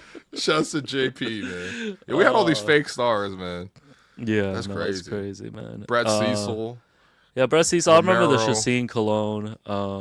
Colby I mean, I got- Rasmus. I I got got excited for Col- Colby for a bit. Oh yeah, Rasmus is good, but Dalton Yeah, he had a good Varsho. season. Dalton Varsho is the LeBron James of Colby Rasmus's, man. Wow. That's disrespect to Varsho, I think, to be honest. You think so? Yeah. I think that's Colby high Rasmus praise. only had like a hot flash, man. That's it. Yeah, Colby He had a good Rasmus first looked year. like he lives in a trailer in the woods. Yeah, Yeah. Well, it's kind of Like, barter thing. that's right not an now. offense. Travis Snyder, of course. Man. Yeah, I'm yeah. still hoping Travis Snyder breaks out, man. Yo, Billy Koch was crazy. So the Jays waived him one year. Billy Koch, who was their closer. And then they okay, waived okay. him right before opening day, and opening game was in Tampa. He bought a ticket behind the Jays bullpen to chirp them. No, that's Look this legendary. Look That's this actually up. This is a legendary. real story. That's legendary. Buck, I remember Buck or someone was like, "Is that Billy Koch?" That's Billy Koch's music. I guess you do get free like airtime if you're sitting right Yeah. behind. Like obviously, if you sit courtside, you get seen. Yeah, But like sitting behind the plate is like you're on TV for like 2.5 hours, if not 3 Yeah. hours. yeah. So So you can do whatever you want back there. That's kind of crazy. Dustin McGowan. I Brett tweeted Laurie, I of tweeted course. this out earlier today too, but it's like I knew this, but I've come to realize during this Jays run, like baseball is the most superstitious sport. Like you don't get for sure. superstitions in basketball. Yeah, Like yeah. like who's really like I guess I don't know. Like are there any real superstitions in basketball? In ball, I mean, You know what I mean? Because like baseball is full of them. there's like free throw routines. Like I guess people got to do Oh, yeah, free throw sure, yeah. routines, but like that's not nearly the same. Yeah, I mean, I people don't are know. giving me Baseball's just a some weird like, sport, right? Like, there's like so much that goes. Like, there's like just so much randomness that goes into it. Like, again, I keep being baffled the fact that not every ballpark is the same dimensions. Like, I know, imagine that's you're hooping and insane. like Golden State Yeah. has like a 3-point line at the halfway line. That But only don't you Steph think can that's hit. kind of cool though? It's like No, it it's is like, kind of cool. No, baseball's Yeah. like a kind of like a half sport, half hobby kind of situation for me. And I'd Yeah. say that with great respect to the sport, but it allows for a lot of like enjoyment in between. And there's nothing kind of like marinating basically in like a tense moment. And then the release of like a home run or a strikeout is Yeah. so good. And- It builds tension the way you would want like a storytelling to build tension. Well, the craziest stat I saw for the 18 inning game was there were 609 pitches thrown. Like we literally yeah. watched 609 like one-on-one like Right. matchups. Yeah, and In Eric one Lauer probably night. had 200 of those, man. Yeah, no, that was insane. But it's like, yeah, people were talking about like telling me their superstitions, like, oh, so, Mm-hmm. because like they'll like sit on the exact same spot on the couch like every night or drink the same Sure. 3 beers, which I'm Yeah. like, I don't know if that's a superstition or a problem. That's the Zach Lowe podcast. Yo, these guys are like, we have an opener. I'm gonna start with a Coors Light, followed by a Coors Light. Simply Spiked. And then a Budweiser to close. Yeah, Budweiser to close. And then someone made me laugh. They were like, I've refrained from any Japanese food or beer. Oh, during not the me, bro. series. Not me. I've been eating Yeah. I've been eating on those little Tamagotchi rolls, and then Yeah, you yeah. have been as well. You love to eat, The man. Tamagotchi rolls, super racist. I'm Yeah. sorry, man. Wait, what did you I bring into the apologize. What did you bring into the stadium yesterday? The The onigiris. onigiri, right? Yeah. Yeah. Where'd you Yeah. get those from, man? Kibo, man. They're 30% off after 6 p.m. Oh, at, okay. at Rogers Center. I didn't Or even know in Union. In Union. We I walk didn't past it know- all the time. It's on the way to Shanghai 360. I didn't know Kibo was they did onigiris, man. Yeah. Oh yeah, they got them on the wall. They're actually pretty decent. Like I got 2 of them for $7, Yeah. which in this economy, that's a full meal for $7. It's pretty Yeah. rare, man. Well, the thing, But like, it's- I know, I'm sure you have friends maybe who like didn't watch baseball closely before, maybe watching now.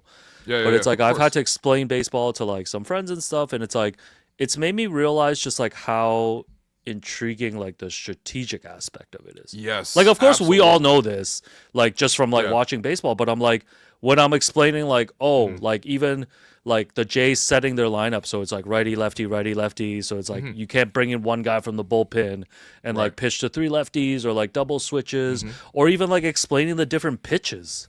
Like Yeah, the yeah. different pitch repertoire of like the different like Yeah. pitchers and stuff. Like it's so interesting to me, like all of that stuff. You can dive so much into baseball, and like there's obviously the stats to help sort of like verify some of it, but there's Yeah. also that human element, man. Like I don't think the stats could have told you what Schneider did with Max Scherzer Yeah. when they left him in the Mariners. Like that's the part that's really cool because baseball has the stats, and you could dive as deep as you want. You could probably dive more deeper into stats for baseball than any other sport if you're like that's what appeals to you.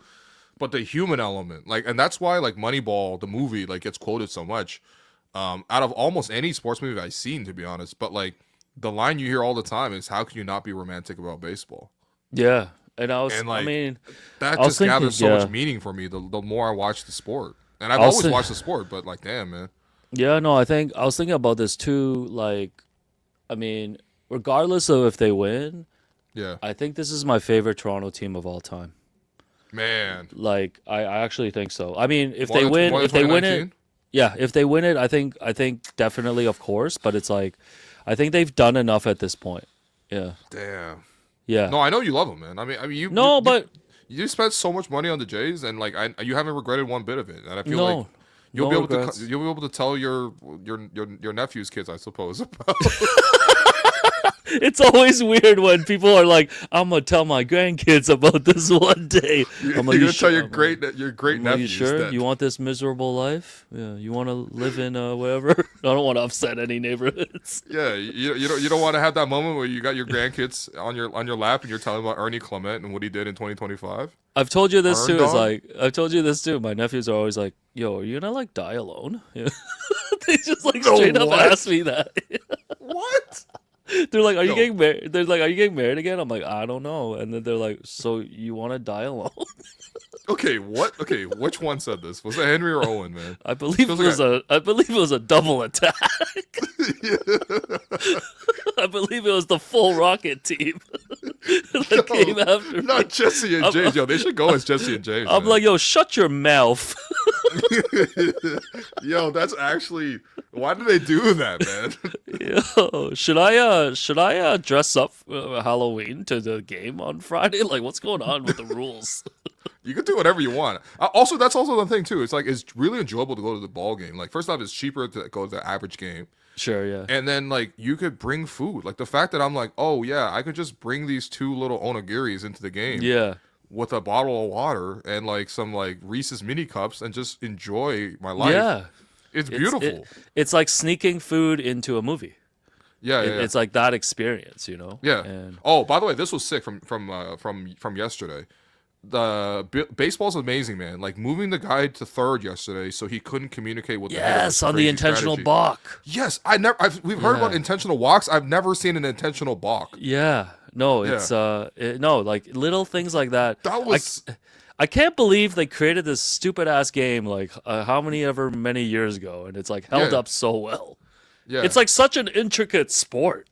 Yeah, and then people still find new strategies. I don't think they're doing intentional box back in the day. Yeah. Also, yes, this is I don't know if you've seen this YouTube channel, but I like this one from Koki. There's a YouTube channel called Baseball Doesn't Exist. That's the YouTube channel name. And it's a really good YouTube channel. You learn a lot recently. So it always highlights the oddities in baseball. Huh. So they'll highlight sometimes like a cheating scandal or like this like random little strategy, but it's really good. It's I've watched the channel. I actually subscribe to the channel as well. Yeah. You should check it out. I'll send you some videos, but there's some really cool I'll stuff check it out. there, You need to read up on the 1919 World Series, man. When the mafia rigged the you should learn about that. Yeah, there's a movie called 8 Men Out. There's a movie called 8 Men Out. Yo, we need to rebrand as a baseball podcast, man. That's Hey, the basketball. I had this started from a while back, man. Before all these Raptors questions came in, but the streets are saying you should just be a Jays pod now. Raptors is tough looks. Forget the Raptors part. I know you when we were hanging out yesterday, no, 2 days ago. We were hanging out and we're walking along Wellington, and you were just like, "Dog, we should do Jays, be a Jays pod." Yeah, I mean not full on, but it's like the season starts in April. Yeah. Let's assume the terrible Raptors aren't in the playoffs. They'll be out. And we can do a little NBA playoffs, and then we can do some baseball. And the Jays, we always shout out everyone with the Jays. They've always been great with us. Dude, the Jays have been great to us, man. It's really easy to cover the Jays. Like we're welcoming, they're inviting. We have lots of friends over there. And everybody should follow, like Lindsey Dunn's pod with Whit Merrifield. Yep. Like we don't say this enough. I mean, we say it all the time, but it's like Lindsey. Yeah. There's no sporting event that takes place involving a Toronto team without Lindsey being there. Like she's there at everything. I don't think I've ever met a more hardworking person than Lindsey, and I didn't think I would say that after working with Blake, but like Lindsey is outrageous. Like she wakes up at 5 a.m. to do like NBA Europe hits. Yeah. For basketball, for WNBA. She's at every single event. She's at every practice when she covers music and pop culture. She cuts her own clips too. Yeah, that's insane. Yo, is she Sometimes Shohei she sets Ohtani? up her own camera for cameras. No, Yo, she's Shohei Ohtani, man. She's like Shohei Ohtani, but also Bo Jackson doing multiple sports. Yeah, like, and Lindsey is also just Lindsey's also just a great person, man. Yeah. Straight up. Like, JR's here.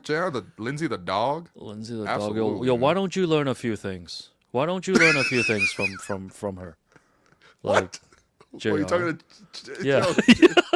What's wrong with leave JR alone, bro? Jay, it was great to see you, man. JR, hey, thanks for those DMs today. Really caught up on the sports world thanks to you.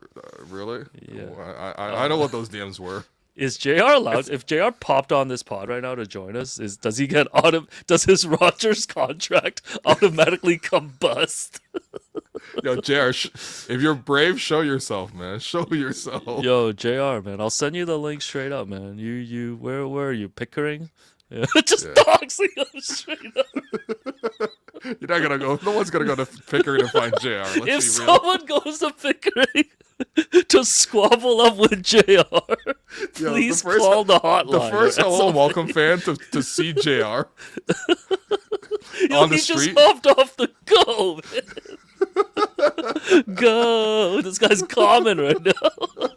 Go. And on the count of three, everybody run back to your train number threes. On the count of three, we're gonna be in Oakville. Oh man.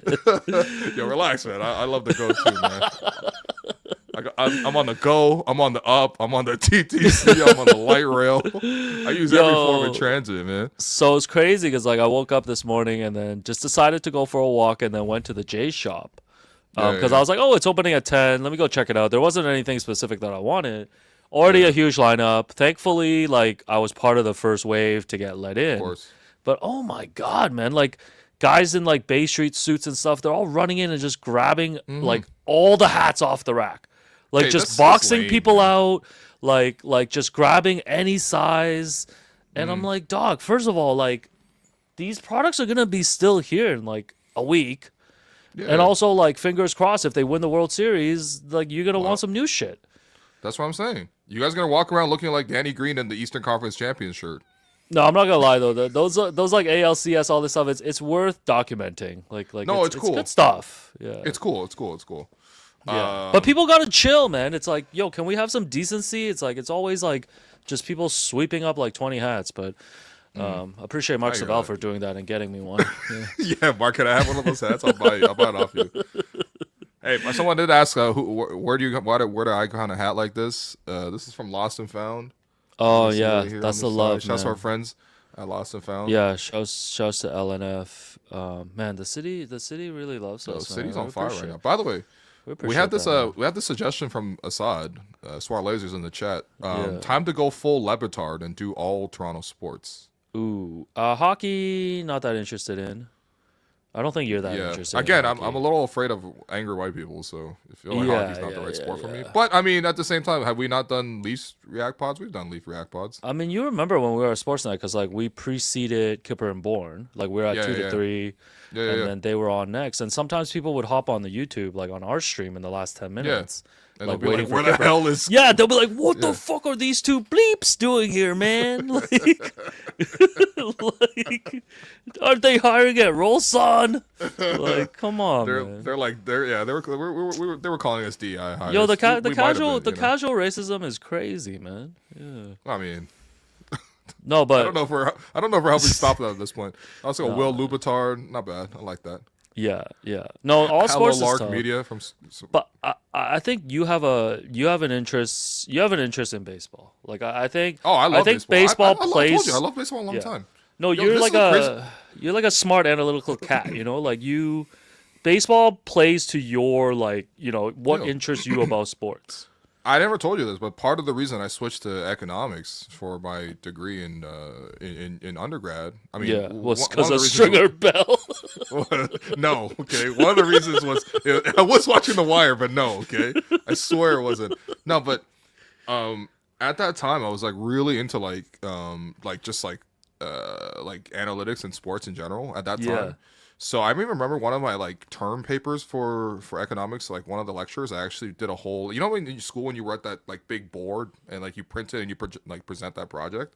Yeah. I think I did a whole project on like wins above replacement and like like a suggestion of what the Jays should be doing with their roster and like I remember like Brett Laurie was like 4 wins above replacement or something and his salary was really low or some bullshit. Like I just remember like being like on Fangraphs, I was on Rotographs. I was playing fantasy baseball. This guy was on Fangraphs, Rotographs, Steffi Graph. Every graph, man. I was on that stuff. And honestly, like even more cynical than that, I used to, because like my brother's so much younger than me. I'm basically like an only child. So like I used to like love baseball a lot, but no one taught me how to play baseball. Right. But I did walk past I remember it was like during lunchtime at school. I saw somebody like there was like a glove and a ball that was like thrown under a tree or something, and I was just like, okay, that's mine now. So I just copped that glove and the ball. Damn. And then I started just like watching baseball and like trying to learn different grips for like 2-seamers, like 4-seamers, like split pitches, like how to throw a curve curveballs, like I would just like throw against the wall, man. Yeah. No, I think... And like I would literally take a piece of chalk, I would draw it on like a brick wall, and I would just throw a baseball against it and try to learn a little bit. No, that's crazy, man. That's like your baseball lore, eh?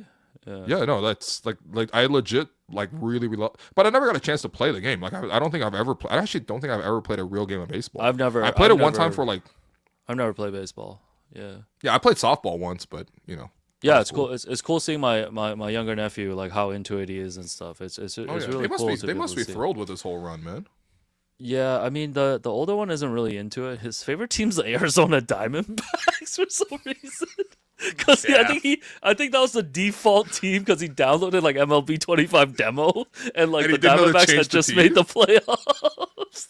This guy's a big Paul Goldschmidt fan. Get out of here. This guy doesn't even want Goldfish. He wants Goldschmidt. You a fan of Paul Skeens? Get out of here. Whatever the guy's name is. But like, it's crazy because like I took him downtown to like in Vintage We Trust once. And I'm like, yo, grab whatever you want, right? Like, see if you want something. Wow.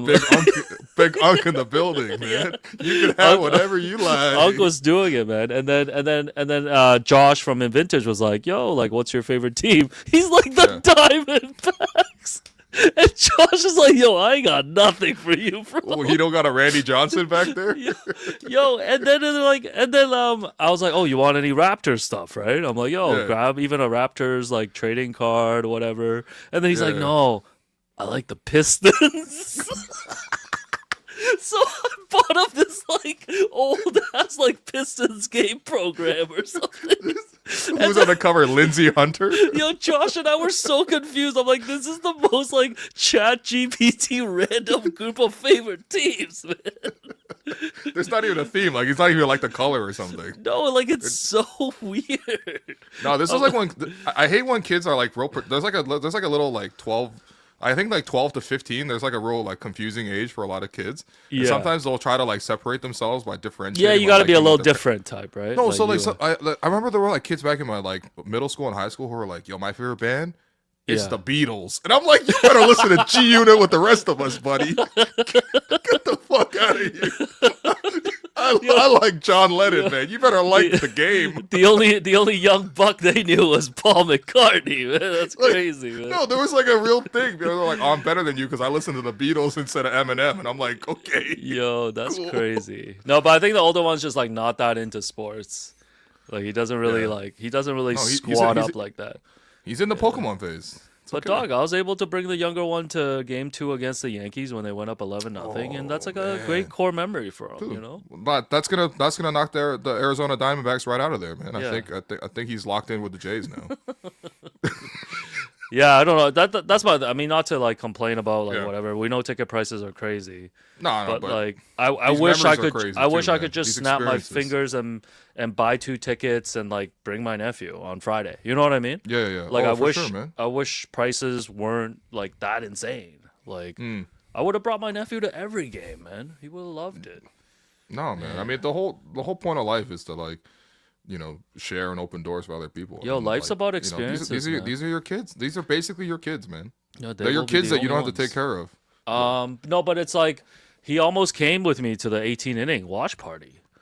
And I don't know, like I was debating, I was thinking about this. So like whatever, the game ends at 2:30, right? Like I'd have to drive him home. How old? Sleep at your condo, man. Oh yeah, I guess nobody has school the next day.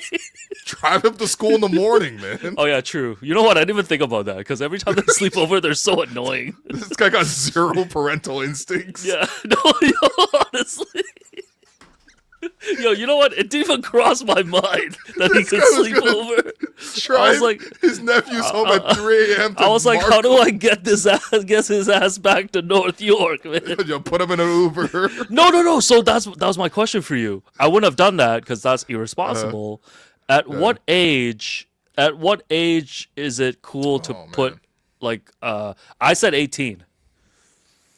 Like 18 with a phone, yeah. This is like 5'3" with an attitude.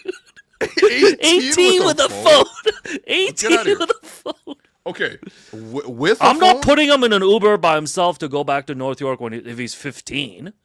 Like, let's say he's 15. I'm not doing that.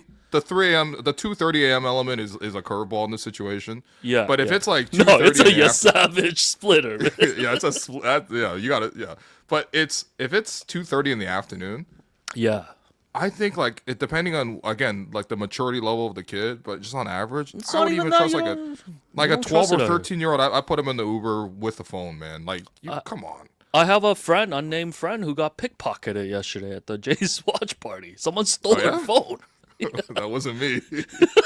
Imagine if I saw you with the new iPhone 17. No, we could go Pixel up in here, man. Throw them Imagine G's you're up. like, how did I get both of these? You know what I mean? How did I get both of these? Because of Google. Thank you, Google Pixel. It's like, why is your name Lena on the phone? Lena Schloss? Hello? No, Why did but someone just put in an order for 50 patties? no, I'm just saying it's dangerous out here. Like, you know, Yo, you never but know, man. that's the thing. I grew up differently because like Yeah. my parents were both working and they were pretty busy. Yeah. And we were new immigrants to Guy a Canada, and also this we guy came a from China. latchkey kid, man. Yeah. No, so I remember going on the subway and on the bus like when I was a pretty young age. Like I took the like TTC to school. Yeah. So like that was like when I was like 8 or 9. But that's TTC. It's different, right? There's like people around. It's daytime. I remember distinctly that I got like mugged as a kid. Like I was like, Oh probably, shit, like, man. 11 or 12 years old. That's crazy. But I was going to a video game summer camp at U of T, like a Goodness. nerd. Did all those people end up going to Jordan Peterson camp? Like, Only one of the people in the chat went to Jordan Peterson camp, and we know which one it is. Pickering. JP Ricciardi over here. No, but no. So I got off at like I was coming home from like my like summer camp, and I had to use the washroom. So I like left the station at Runnymede subway. It's not even a tough station. It's just Runnymede. There's a McDonald's there. Like around, I think there still is a McDonald's around the corner. Yeah. And yeah, like there's a set of double doors. And once I walked past the first set of double doors, like this guy came in and was like, Whoa. just basically like, give me all your money, kid, like whatever. And I didn't have any money because I'm 12. So I'm like, I was like reaching in my pocket for like a kid's like ticket or like a Yeah. like a student. Also, like trying ticket. to rob a kid is kind of nuts, man. Yeah. Like, what the hell? Yeah. No, I just remember like, so somebody from McDonald's came in, like from like one of the employees came out and like shooed him away. And she was like, "Are you okay?" And I'm like, "I'm okay." She's like, "Do you want some food?" I'm like, "I just want to use the washroom." And I just remember like freezing up at the stall and I couldn't pee for like 2 minutes. I was just like too terrified. Man. No, that's tough, man. But yeah, you could put kids on the TTC. It's fine, man. Nah, I guess, yeah. I didn't even think about the sleepover thing. Yeah, my bad. Yeah. Like, Yeah. that didn't even cross my... I was like, how do I get rid of this? No, last time one of them slept over, and then like, I'm like, I'm going to my room now. You want to like, you know, like you trying to sleep in here? Or you trying to sleep outside? He's like, I'll sleep on the couch. And then I turn all the lights off. 2 minutes. Why did you let him sleep on the couch? No, because he wanted to watch like you, man? he wanted to watch a stupid like what's that game with blocks? Minecraft. He wanted to watch like Minecraft videos on like YouTube. So I'm like, yeah, you go watch that shit. Like I don't want this. So then I turn off the lights, but he got scared. So then like 2 minutes in, he like walked into my room. And I'm like, dog, I'm streaming season 3 of The Boys right now. And one of the superheroes just jumped into another superhero's asshole. And I need to pause this. That's the safest thing you could have been streaming. I'll just say that. No, so then I told him, I'm like, yo, roll your ass over that way and don't look at my screen. And then I put on like AirPods connected to Bluetooth. I'm like, yo, I'm watching this season premiere, man. I'm like, don't you turn around. You're like, Unc's watching Dylan Harper highlights right now. No, Uncle's watching the most grotesque show ever, but like, I needed him, man. I was like, I just spent 8 hours with you. Yeah. Your parental instincts are so funny to me, man. Yeah, honestly, it's pretty bad. My parental instincts is with everything else. I just try to buy my way out of it. That's again bad parental instincts, but it's all good, man. It's good uncle instincts though. No one can ever say not a they're good also uncle, like man. kind of boring, you know. Not like boring. Like I love hanging out with them, but it's like when you're with them alone, you're like, what do you want to do? No, when you're alone with them and you're like, what do you want to do? They're always like, I don't know, and I'm like, I don't know either, man. What do you mean? They don't want to watch. Okay. I mean, they want to watch movies, but it's like K-pop Demon Hunter. I'm like, yo, I'm trying to go watch Sinners, bro. Why you take your kids to watch Sinners, man? The last movie I watched with them was like across the Spider-Verse one. Yeah, and then I got pissed because it was a cliffhanger. Yo, Yo. Damn, man. Video games. Yeah, absolutely. This is a great suggestion from Al, man. Yo, they just like games. they just like to like go on YouTube. Yo, fire That's up all your they do. PS3, man. Oh yeah. Fire up your PS3. Show them like FIFA 17 or something. No, Actually, probably FIFA 15 basically. All they want to do, yeah. Messi was like 22. yeah. Mbappe was 3. Yeah, Ronaldinho's in this game. Ronaldo. Yeah. Holy shit, man. Where's Bellingham at? Tati's in the game. Oh man. Yeah. I don't know, man. It's chill. Yeah. Yeah. Do you have nephews? I mean, I do have nephews, but they're in China, so. Oh, okay. I So have you a don't pretty have small, like, you don't have family, Toronto like, nephews. Yeah. I have my brother who's like 10 years younger, so he's already kind of halfway in between a brother and like a son. And then I also have my cousin who lives in San Francisco that I see like every year, but she's like 13 years younger. So like we go and hang out, like we're like, cause like they live in Palo Alto, so we hop on the Cal train. Yeah, this is basically the GO train of California. Okay. Yeah. So I hop on the Cal train. We go downtown together, and then I'm like, "What do you want to do?" She's like, "I don't know, man. Like, get bubble tea." And I'm like, "Yeah, okay, let's get bubble tea together." You know what I mean? Walk around Chinatown. Yeah, it's tough finding hit the Sunset Strip. You know, they don't know. They don't know what they want to eat. You know, they're like, I want ramen, so I take you to. But that's ramen. your job, man. This is you got to put them on. Like you're a man of many interests. You got. Actually, Henry's favorite is patois. Like I took him to patois for brunch. Oh, sick! And he still comes up to me. He's like, "Can we go to patois again and stuff?" Like that's he perfect. always wants to go back. See, there you go. Did he know patois before you brought him there? You probably brought him there. And no. He loves it. Apparently, he likes to eat like spicy food. So I guess like we're breaking the family curse of not eating spicy food. Yeah. That's pretty good too, man. No, but that's your job. You know what I mean? Like, well, not your job, but that's like you want to pass on your passions, like like you fostering their love of sports. And I mean, I still remember like one time we got them pregame passes, or you got them pregame passes because to see Giannis warm up. Yeah. And Giannis was warming up right in front of them, like literally like 1 meter away, and they were like just playing Nintendo Switch. Yeah, they're like, Mr. William, can I show you my Pokemon game? I legit went back to the media room and brought out my Switch so they could. I showed them my shiny black Charizard, man. Meanwhile, he's like, "Oh, Giannis, I don't care." Like that's you know what I mean? Yeah, man. Yo, can you timestamp when I come on? I only want to listen to my section when I listen. I got you, dog. I got you, man. Also, we did get an email this week of like, hey, would love for Will to keep his post game show shorter, and this was before you did the 4-hour stream. Yeah, the last two post games have been 4 hours and 3 hours, apologies to the person. Honestly, Will will always. Someone just threw a toonie at us. No message, just straight up. Here's that's $2. Racist. Donating $2 is racist. This guy gave me a Josh Lewenberg tip. No, donating $2 is racist, but I appreciate it. We love you, Collin.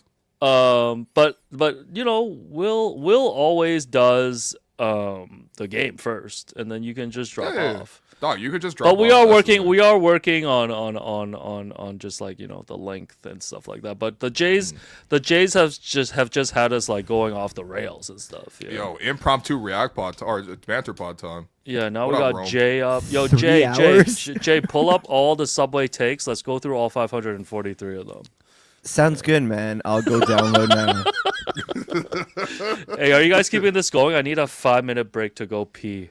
I can chat with you. Wait, how long are you peeing, man? For 5 minutes. That's a poo break. That ain't a pee break. Don't lie to us, bro. Don't lie to the chat. I opened YouTube just to watch some like highlights and such, and then I'm like, these guys are on still. Oh yeah, well I mean, so I was trying to do the double react pod thing. Yeah, nice. I can see the 3-hour mark on here. This time it worked. Like it worked. No, it worked like, the way you wanted to. Yeah. The Raptors game, I talked about it for like 40 minutes. I didn't even crash out. I'm just like, this is what you got to do. I even wrote notes. I'm so proud of you, man. Here you go. No more doubles. Rebound over run out. Clear hierarchy. The rebounding numbers, they've been out rebounded 64-29 in this game, which is ridiculous, and 44-20 in the last game. So we talked about it. We took some questions in the chat, and then it was like the 7th inning, and the Jays like added 2 more runs. It was beautiful. How can you not? It's one game away. I texted Alex because the stream was like, "Where's Alex for the React Pod?" He said, "I'm gonna come on 5 minutes after the game is done due to an undisclosed reason," and and then he came on, and then he started like we started talking Jays, but really quickly he started committing to his walk to Markham, his marathon of hope. Yeah, Is this he is gonna like do it not if a they marathon win? of hope, but no, he's like fully committed to it. We like we plot out the whole route and everything. But basically, he's gonna walk up. I turned on like I said, I opened up the stream on YouTube and I just heard like Alex complaining about his nephews or kids or something. Yeah, well, it spun into a parent corner because I Like, think what do you do with kids? You said you take your cousin out to like bubble tea or something, or Yeah, well, he's trying to get parental advice from someone who doesn't have kids, but so that's maybe the first mistake. But sure. he was worried about. Is he a stepfather? Is there something going on? Like, are we learning new news? No. No. Alex, he has obviously the nephews, which are basically his kids. Yeah. But he almost took them to the watch party for the 18-hour game, and he was like, "What would I have done if I did that?" First off, you would not have kept them for extra innings. You would have just like brought them home at a certain hour, and you would leave and bring them home before bedtime at like 10:30, and then you would go home and do whatever you wanted to do. His sister's calling him and like asking if her kids are gonna come home anytime, and he's like, possibly. Oh yeah, we've been running these stupid little sound drops too. They've been great. Nice. But then he was like, "But I probably would have kept them till 2:30 when the game was over." And then he was like, "I don't know how I would have got them home, but I probably would have like either drove them home or put them in an Uber home." And I'm like, "What are you talking about?" First off, Uber home. What are you talking about? Yeah. First off, like you live right in that area. Okay, so they could probably just crash in your condo. Have his nephews ever crashed at his condo? Yes. Yeah. They slept so in his then condo. why wouldn't they do that? Yeah. No, I just don't. He just doesn't have the instincts for it, man. Number one, he can't cook, which whatever. Sure. Like, but like let's say he's like, I'm hungry, and he's like, do you want monkey sushi bogo? Like it just. I don't know. They can Uber eat some food and get some burgers or something like that. We're developing bad habits at this point. Yeah. Yo, what up, man? Yeah, no, I got caught up on we're doing your, parent corner for you, man. Yeah, I got caught up on your dilemmas on how you would take care of your nephews. Yeah, At first I was wondering. What do you think is the right age, Jerome, to put a child in an Uber to North York? Well, it changes when it's 2:30 in the morning. Is the answer? Yeah, I feel like first. 2:30 in the morning is just like a no for sure. It's just a flat out no. You have to put them at least in an Uber Comfort or an XL, something that like at least adds Why do I gotta level get an XL for a kid, man? Nah, a Comfort I'm too cheap for maybe that. something, yeah. But Yeah. I think all in all, conversation quiet, temperature warm. I have the answer is Alex. You have a car. You drive them home. Yeah, and you come drive back. them home, That's man. what in you that do. traffic. Up and be There's stuck no on traffic. front. It's No, but 2:30 a.m. coming out of the watch party, I ran into Joe Wolf on his Uber. So it was like $80 or something. Yeah. Like it was What? surging. Yeah, because there was like Okay, so many people there. Just First off, why didn't drive. you just take, what? Oh, I guess it's 2:30. I'm not I gonna guess try you to couldn't take say the street where car. you live, but drive north up local streets, then hit the DVP and take them back. You know, Dog, 2:30 a.m. There's not that much traffic. Yeah, man. you're Don't good, lie to man. me, Yo, Come I on, got. man. Oh yeah, Assad actually makes a good point. I should just get in the Uber with him, and then You just could Uber do that back. if you want to do that. And yeah, that's an option. Yeah, you can definitely do that. You know what? I've had this actually. This touches on like a or you $5 call idea. me to basically. drive your kids home. Like- Don't do that. Jerome does enough for us. Why Tell are your there no nephew to hit the clips? Why are there no clips today? So I had this $5 idea. You You're should gonna have the steal option. my segment? Okay. Well, I thought we Yeah, determined at this basically. point we own your segment. Oh yeah, right. Yeah. Right. So $5 idea. An option when you're in an Uber to have the Uber driver stop somewhere to pick up food. Oh yeah, you could just tell them that though. I do that sometimes. Wait, have you? Wait, so like let's say like you're going from like Markham to like Don't you just add Toronto. a spot on the way? No, I'm just like, do you mind pulling up to this Wendy's right now? Hit the drive through. Yeah, You yeah. want anything? Really? can see Uber that. drive through. That's what the name should be. Uber drive through. It's been done. Reject. Wait, I know really? that- Yeah, I Oh, don't know that you necessarily need to add it as a specific feature, but I feel like if you just add a stop or something like that, that's an 'cause option. I've had the thing like usually it's like when I'm coming off a flight like after one of our trips and I'm like I'm gonna Uber home, But then I'm also like, I haven't been home. I need some food, so I'm gonna order some food to the house, kind of thing. Yes. And I'm often thinking, I'm like, I'm passing that restaurant along the way. Why don't I just like save myself the fee and just like pick this up myself? That's a you problem. That's dude. a The you minute I heard problem saving, at that saving, point, because yeah. what Jerome does, he usually orders Wendy's when we come back from our trips, Or and then like then the some- Wendy's I'll is order yeah, something. and It's then always it's waiting there, for me. Yeah. and then like it's there when we're he at like the arrives. baggage carousel. I'll order whatever I feel like having, like Uber Eats wise, so it's waiting at my Yeah. door once I get back. Yeah. Yeah. That's incredible, man. Yeah. What else? Okay. Oh yeah, so I went to this. What is So, it? so no Uber drive-through. Okay. All right, Yeah, gotcha. so I went to this. What is it? Mama's pan-fried buns on like Spadina yesterday. Yo, Mom's that's pan fire, fried. man. Yeah. Yeah, so I was like just having a meal by myself. This is when I went for my 6-hour walk, and then Yeah. Yeah. Okay.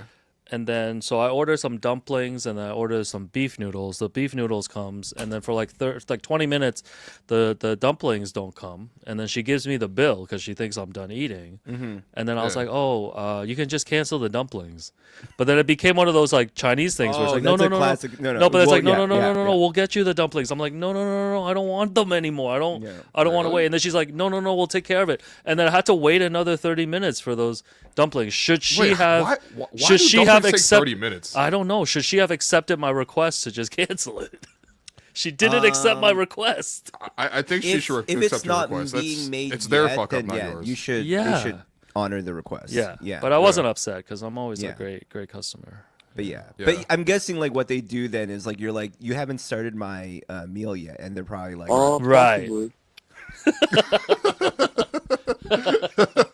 Yo, I'm sorry, man. we might have to play the whole freaking 3 minutes of that voice call, man. Oh my god, man. yeah. What did you add in here, Will? Oh, by the way, we're speaking of Chinese food. If we ever do all get to go to a game together again this season, Raptors game I'm talking about. Sure. We have a new contender for what we're Oh gonna eat. yeah, Bing's. So Bing's Bing's is opened up. great. BINGZ. People know Yeah. Bings, man. That's a Yeah. Johnson I've been- Chow favorite. I've been promising Mainlander Jeremy to actually go to Bing's together. So here's us Yeah. sitting and eating Bing's together. I also got the tofu, the tofu curd jelly kind of thing. Yeah, tofu all for people who know. Sounds insane. Yeah. He got the wonton soup. He got kung pao chicken with his because he's not a real Mainlander. I got just regular pork in mine. Kung Pao. But yeah, man, look at this though. The Hello Beijing on here, which was pretty fire. And Oh, then we talking Beijing? we got the Beijing. Yo, you And know then- who needs Beijing? Mookie Betts. Yo, man, he need Beijing. He need Shanghai. he need Taipei. Yeah, he needs that need batch that of Xi'an. Shenzhen up, man. Holy. He need Chengdu. You need Macau. He need Xi'an. He need everything, man.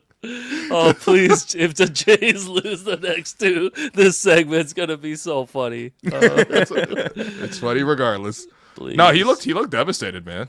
Mookie looked devastated in the dugout, Yeah. man. No, but Bing's is like, this is like a new Bing's is thing. It's like, fire. I think the grandma's Yeah. place I was talking about, it's like Chinese tapas, bro. Like it's just What snacks. does that mean? Just No, like it's just appetizers. No, it's just small plates. It's just snacks. That's called dim sum, my guy. Oh yeah, I guess dim sum is the we've been original doing topic. this, man. Yeah. Come Hey, on, can man. you call dim sum brunch? Why Like not? if you Absolutely. like Why not? dim Of sum can be course. brunch, right? Why Like not? it- Of course. like brunch doesn't just have to be white. Yeah. No, Well, because that was brunch has a huge white like connotation. Like that's what you think of when it's Sure. brunch. Yeah. Bottomless what? mimosas. I never thought of it like yes, it probably originates as such, but I never thought of it as like white cuisine. Like brunch Yeah. has to be white cuisine. No, but when you think about Yeah. brunch, you usually think about like hollandaise sauce. Yeah, like a and, plate, like an English omelette. muffin. Yeah, right, Like right. yeah. No, but, But- you're. I mean, But like I had judge like a it- Mediterranean brunch this weekend. It was really good. Yeah. Yeah. Well, I judge like the strength of a culture by like how good your breakfasts are. You know what I mean? so Are you that's are you fair. really gonna go to work that day? Because if you are, you gotta have a good breakfast. Chinese food has so many breakfast options. I mean, Yeah. dim sum is one thing, but like people having like jianbing for breakfast is like Yeah. for me in the north. That's like Oh, There used to be like a- I remember there- lining up in Taipei for like to start the day Yeah. with that. Yeah. dude. There used to be a guy on a like a little cart. It's like it's like a big cart on a bicycle, Mm-hmm. and you would bike over. The bike has like a hot griddle on it where you can make the jembing bread, basically omelet, basically. And I remember that my parents were from the generation where you can bring an egg from home, and you could save the money of like on how much the additional egg is I've on heard the of this. jembing. Yeah, you crack the extra egg on there. Yeah. You put the little yotel on there. It's beautiful, man. And again, if like little buns, little pot stickers, like no, Chinese breakfast is so elite. It's like most people don't even know, man. But Yeah. yeah, Or like the salty soy milk, like that. yeah. Yeah. Anyway, Yeah, like I was gonna do those some blah, blah, either tofu. ors, but we gotta save those. bro, crush that water bottle. That's another 5-minute piss coming. That's crazy, man. I'm just counting how many of these I wanted all towels I have. Wait, is You it the have same it all. towel every time? Yeah, it's like What is one, this? What is this? 2, Yo, man, 3, this my man's turning into a Is this babushka, San man. Francisco NBA All Star? 5, Oh yeah, that's right. 6. Oh my god, it's crazy. Yo, that's wealth. That's luxury, man. You understand? Like this is like $12,000 you're looking at. Yo, Understand? chill, man. Stop counting, man. Just kidding, man. Oh my Yeah, I God. guess when you, Jeez. I guess when you pay that much for tickets, what is free?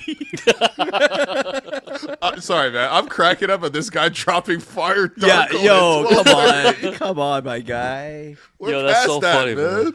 We off that, like like Jay-Z said, man. We Jays off are that, in the World man. Series. We're one game away. Come on. Oh my They're god. like fire Darko right now. Yeah. So what's Let's everybody's open up a blame pie. what's everybody's watch plans on Friday for Game 6? Because it's Halloween too. Yo, you know? Jerome, I've actually I know I am a sicko and I've done React pods for like summer league, for preseason, You can skip it, bro. for open practice that no one else even saw. Yeah, So it's you can purely skip hypothetical. Friday. I'm actually thinking of skipping Raptors Cavs on Friday. We have told React you. pod, I and then I, just doing a Jays post game. I Yeah. have messaged at the beginning of the World Series to you. I said, "Hey, man, you don't have to. It's really up to you if you want to do." Yeah, I'm also calling Yeah. it. We're punting the 6-pack on Friday. Oh, Oh, that's we're, fine, yeah. we're done. Okay. The Nobody Sixers wants right to hear now. about Jalen Brown's Beijing. We could do that next week. Okay. There's bigger things at why play are you yelling right at now. me? I'm not telling you to do it. Oh man. Oh man. I just need to know what I'm doing for the rest of my week. Okay, good to know. Yeah. So where's Yo. everyone watching the Jays, man? What's going on, man? I don't Well, know I about don't that really know, part. to Where be are you honest. watching? I think I'm gonna the check out the Jays? UFC Did you watch get party, tickets? Yeah, I'm at the stadium. Nice. I think I'm gonna go to UFC, man. I know our friends at Joe Wong and Yeah. and Dave Kim. It's probably like, gonna be they've a been- mix of things. I was like, Yeah.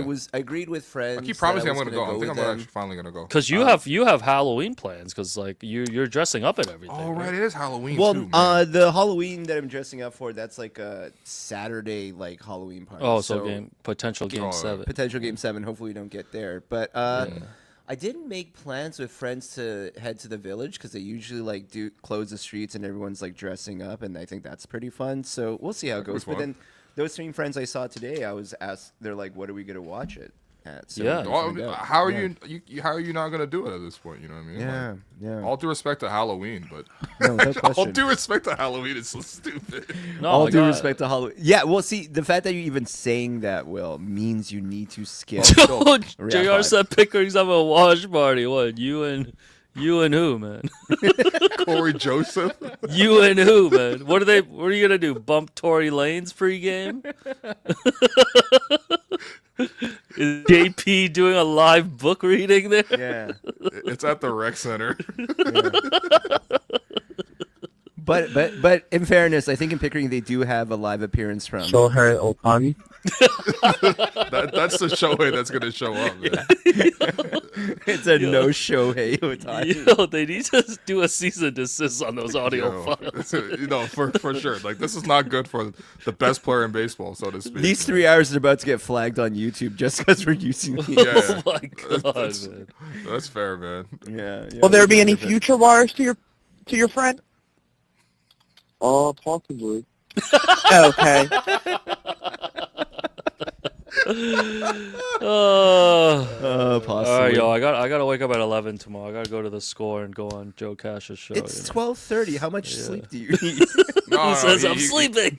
fair, You're not going fair, to fair. sleep. You're not going to sleep. right. We know our boy. Yo, make sure you check out Cash's new show. Will, you were on it That's right. recently. It's been rebranded. I was from the logo, Rebranded. baby. From the logo. over at Make the sure you go Score. hit that. You know, me, Yeah. Cash, and Scott Campbell tomorrow gonna talk Wemby. Why am I promoting someone else's show? Why Gonna not, talk- man? No, why not? He, That's our- he those are wants to homies. know. We're gonna do a segment on biggest surprise so far. So I did a quick 2-second scan of the standings, and I was like, Sixers! And unfortunately, Scott Cancel took that already. Oh, really? So I scrambled, and I was like, the Warriors, impressive start. Have you watched the Warriors game? I do love. I've watched like 10 minutes of the NBA. Can we just do? We we know, actually? man. Can our next episode just be reviewing Alex's performance on this spot? we may have. We may play that part. Just Let's like just HR. let's just load all the clips in and just be like, what does Alex know? They're like, do you think the Warriors are going to advance past the second round this year? Possibly. I was waiting for it. It does kind of sound like you, man. Wait.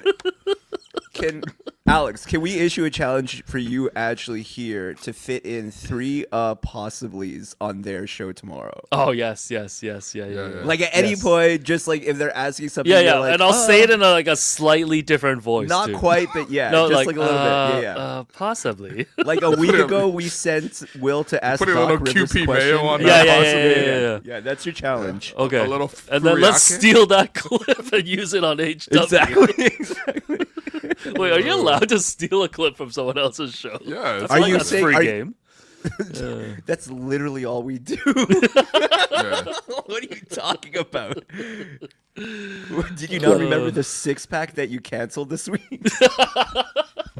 No, I'm just like, who's waking up wanting to hear about Jaylen Brown's Beijing on Yeah, Friday in Toronto?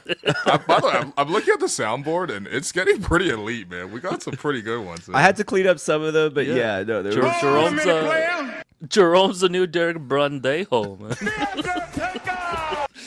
You will go one-on-one with The Undertaker! Oh man, yo, we got Saturday. We all got the Saturday, banter. we got Saturday night's main event on Saturday. Come on, man, it's gonna be sick. What's This this way one? too long. What's this? Oh, yeah. Oh, this is good as copyrighted again. This is Damn actually it. how we got copyright. Yeah, That's how we got it. the Drake copyrights are no joke. Oh yeah, that one's we. Oh we yeah, I paid for that forgot. one. I forgot about Mandy Mayhem. Man, Sorry, man. we got Oh, so Hey, this Bob- one I forgot about this one. But Chua.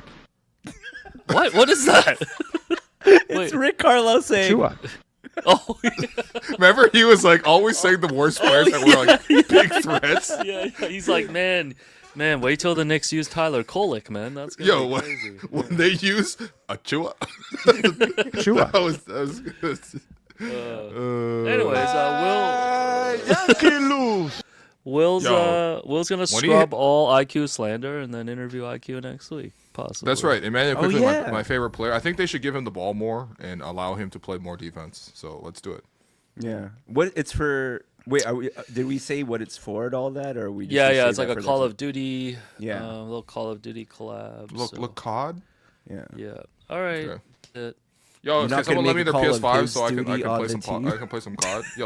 Yo, Saul, let me come to your house in where you live and someone said cancel the interview. Stop it, man. That's Yo. sick, man. Come on. I like IQ a lot, man. IQ's a cool dude. I like IQ a lot, man.